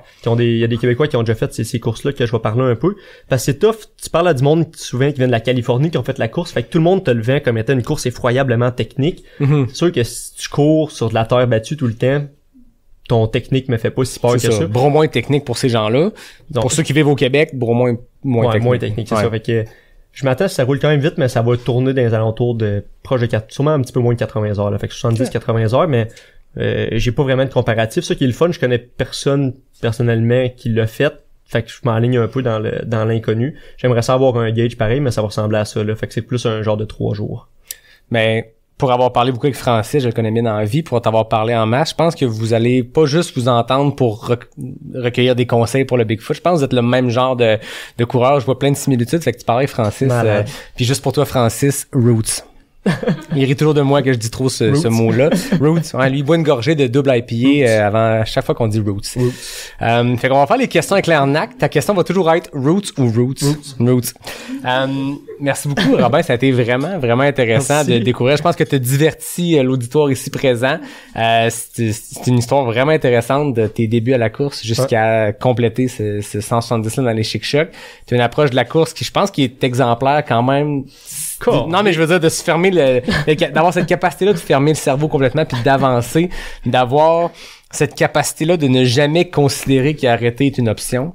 C'est un don. C'est pas ça parce que ça se travaille, mais je veux dire, c'est quelque chose de très très fort que t'as en toi, puis comme pas de doute que t'as Bigfoot 200, on va s'en reparler dans un an, puis ça va avoir bien été, là. Ouais, j'espère. Là, on le voit aller, on se demande juste après Bigfoot, ça va être quoi, mais ça sera une discussion pour une autre fois. On arrive au bout de performance qui est les questions avec Claire-Nac. Et là, au dernier épisode avec Bruno Blanchette, j'ai remis les pendules à 0. J'étais tanné depuis 222 épisodes de dire le record c'est 10 secondes, mais là t'es par Zoom, fait que tu pourras pas le battre. On a remis ça à 0. Puis les questions avec Claire-Nac, j'avais les records, les FKT, les temps les plus rapides, hommes et femmes. En trail, on s'en fout, hein, ça existe plus ça, là, je veux dire. Plusieurs femmes nous ont prouvé qu'il n'y a aucune différence dans ce sport-là. Fait que les questions avec Claire non plus, il n'y a plus de différence. Maintenant, ça va être la catégorie FKT en présentiel et en Zoom. Bruno Blanchette a le nouveau FKT parce qu'il a été le premier à le retenter. Fait que je suis soit premier ou dernier. En fait, non, t'es le seul qui va être premier parce que lui, c'était en Zoom, toi, t'es en présentiel. Fait que le temps que t'établis maintenant devient un temps de référence. Fait que tu parlais de ton slowest... fait que je peux faire un temps de marde. Ton slowest premier. Known time, exact, entre Sherbrooke et Québec. Là, tu vas avoir le fastest known time, peu importe le temps que tu fais. Fait que c'est quand même un luxe. Je vais nommer ton nom plusieurs fois dans les prochains épisodes jusqu'à temps que quelqu'un batte ton temps. C'est bon, ça. Est-ce que tout le monde est prêt ici? Oui. Ouais? T'es prêt? Oui, éliminer du temps entre le micro pis... Route ou trail? Trail. Matin ou soir? Matin. Des plus ou des moins? Des moins. Gaspésie ou Charlevoix? Gaspésie. Questionnaire, chocolat ou érable? Érable. Racine ou boîte? Boîte. Hiver ou été? Été. Sherbrooke ou Québec? Sherbrooke. UTCC ou UTFS? UTCC. 100 000 ou 200 000? 200 000. 11 secondes. 10.98. Non, je peux pas. On s'entend, Robin, je vais te donner 10 parce que officiellement, on regarde à la caméra, 10.98, c'est 10 secondes. Oh yeah! Fait que même dans l'ancien système avant les pendules à 0, t'aurais le FKT. Pour vrai? T'es le nouveau détenteur du FKT. Là, je mets un bémol là-dessus, j'ai dit D-. Je pense que j'aime mieux le D+. Après un peu de réflexion, j'aime mieux le D+. OK. Hey. 10 secondes, 10 secondes. Bien sûr. Pour l'instant. Ça fait combien de temps que tu vis à Québec? Un an. Laissons-y le temps. Ah, j'ai fait 4 ans à Sherbrooke, là. C'est ça. Dans 4 ans, on repose la question. J'ai confiance. Go Team Québec. Robin, merci beaucoup de cette discussion-là. Je pense qu'on a eu beaucoup de fun. Oui. Ça fait longtemps qu'on se parle le mercredi matin au Cute. Là, c'était le fun de le faire devant le micro puis de faire bénéficier à tous les auditeurs cette belle folie-là, j'ose dire, parce que tu as une approche du sport qui se démarque, qui est vraiment le fun. Je remercie à tout le monde qui était là en ce jeudi soir pour écouter le film Infranchissable des Chic Chocs et découvrir l'un des 20 finishers de l'UTCC. Félicitations encore pour ça. Merci à tout le monde qui était là aujourd'hui, dont ton père, ton capitaine de crew qui était là, dont tes acolytes Mathieu, René, Ben qui a terminé aussi. Oui. Puis merci à Fred que je vois de mon coin de l'œil ici, du camp de base. Venez visiter. En fait, allez suivre le camp de base sur les médias sociaux. Vous saurez quand venir vous chercher un excellent espresso à la boutique Vélo du Lac. Je voulais pas dire n'importe quoi. Donc, merci tout le monde. Merci à Fred du camp de base. Merci à NAC qui est le partenaire principal du podcast. Merci à Noctem pour la bonne bière, ceux qui en avaient ici. Merci à Mox Mocktail pour les meilleurs. Je me suis laissé prendre au jeu. Moi, j'ai diminué quand même ma consommation d'alcool. Ouais. Puis les Mox, pour vrai, là, je fais même pas une pub parce que c'est un partenaire du podcast. J'ai comme le goût d'en boire. C'est comme le fun, c'est sans alcool. Puis des fois, quand t'es tanné de l'eau plate, c'est le fun. Fait que voilà, je les remercie. Je remercie David Hébert pour le design graphique, Fred Desroches pour le thème musical. Puis à tout le monde, je vous dis à bientôt pour le prochain épisode de Pas sorti du bois, le podcast 100% Pearl. Et voilà. Hell merci. yeah. Good job. Merci tout le monde.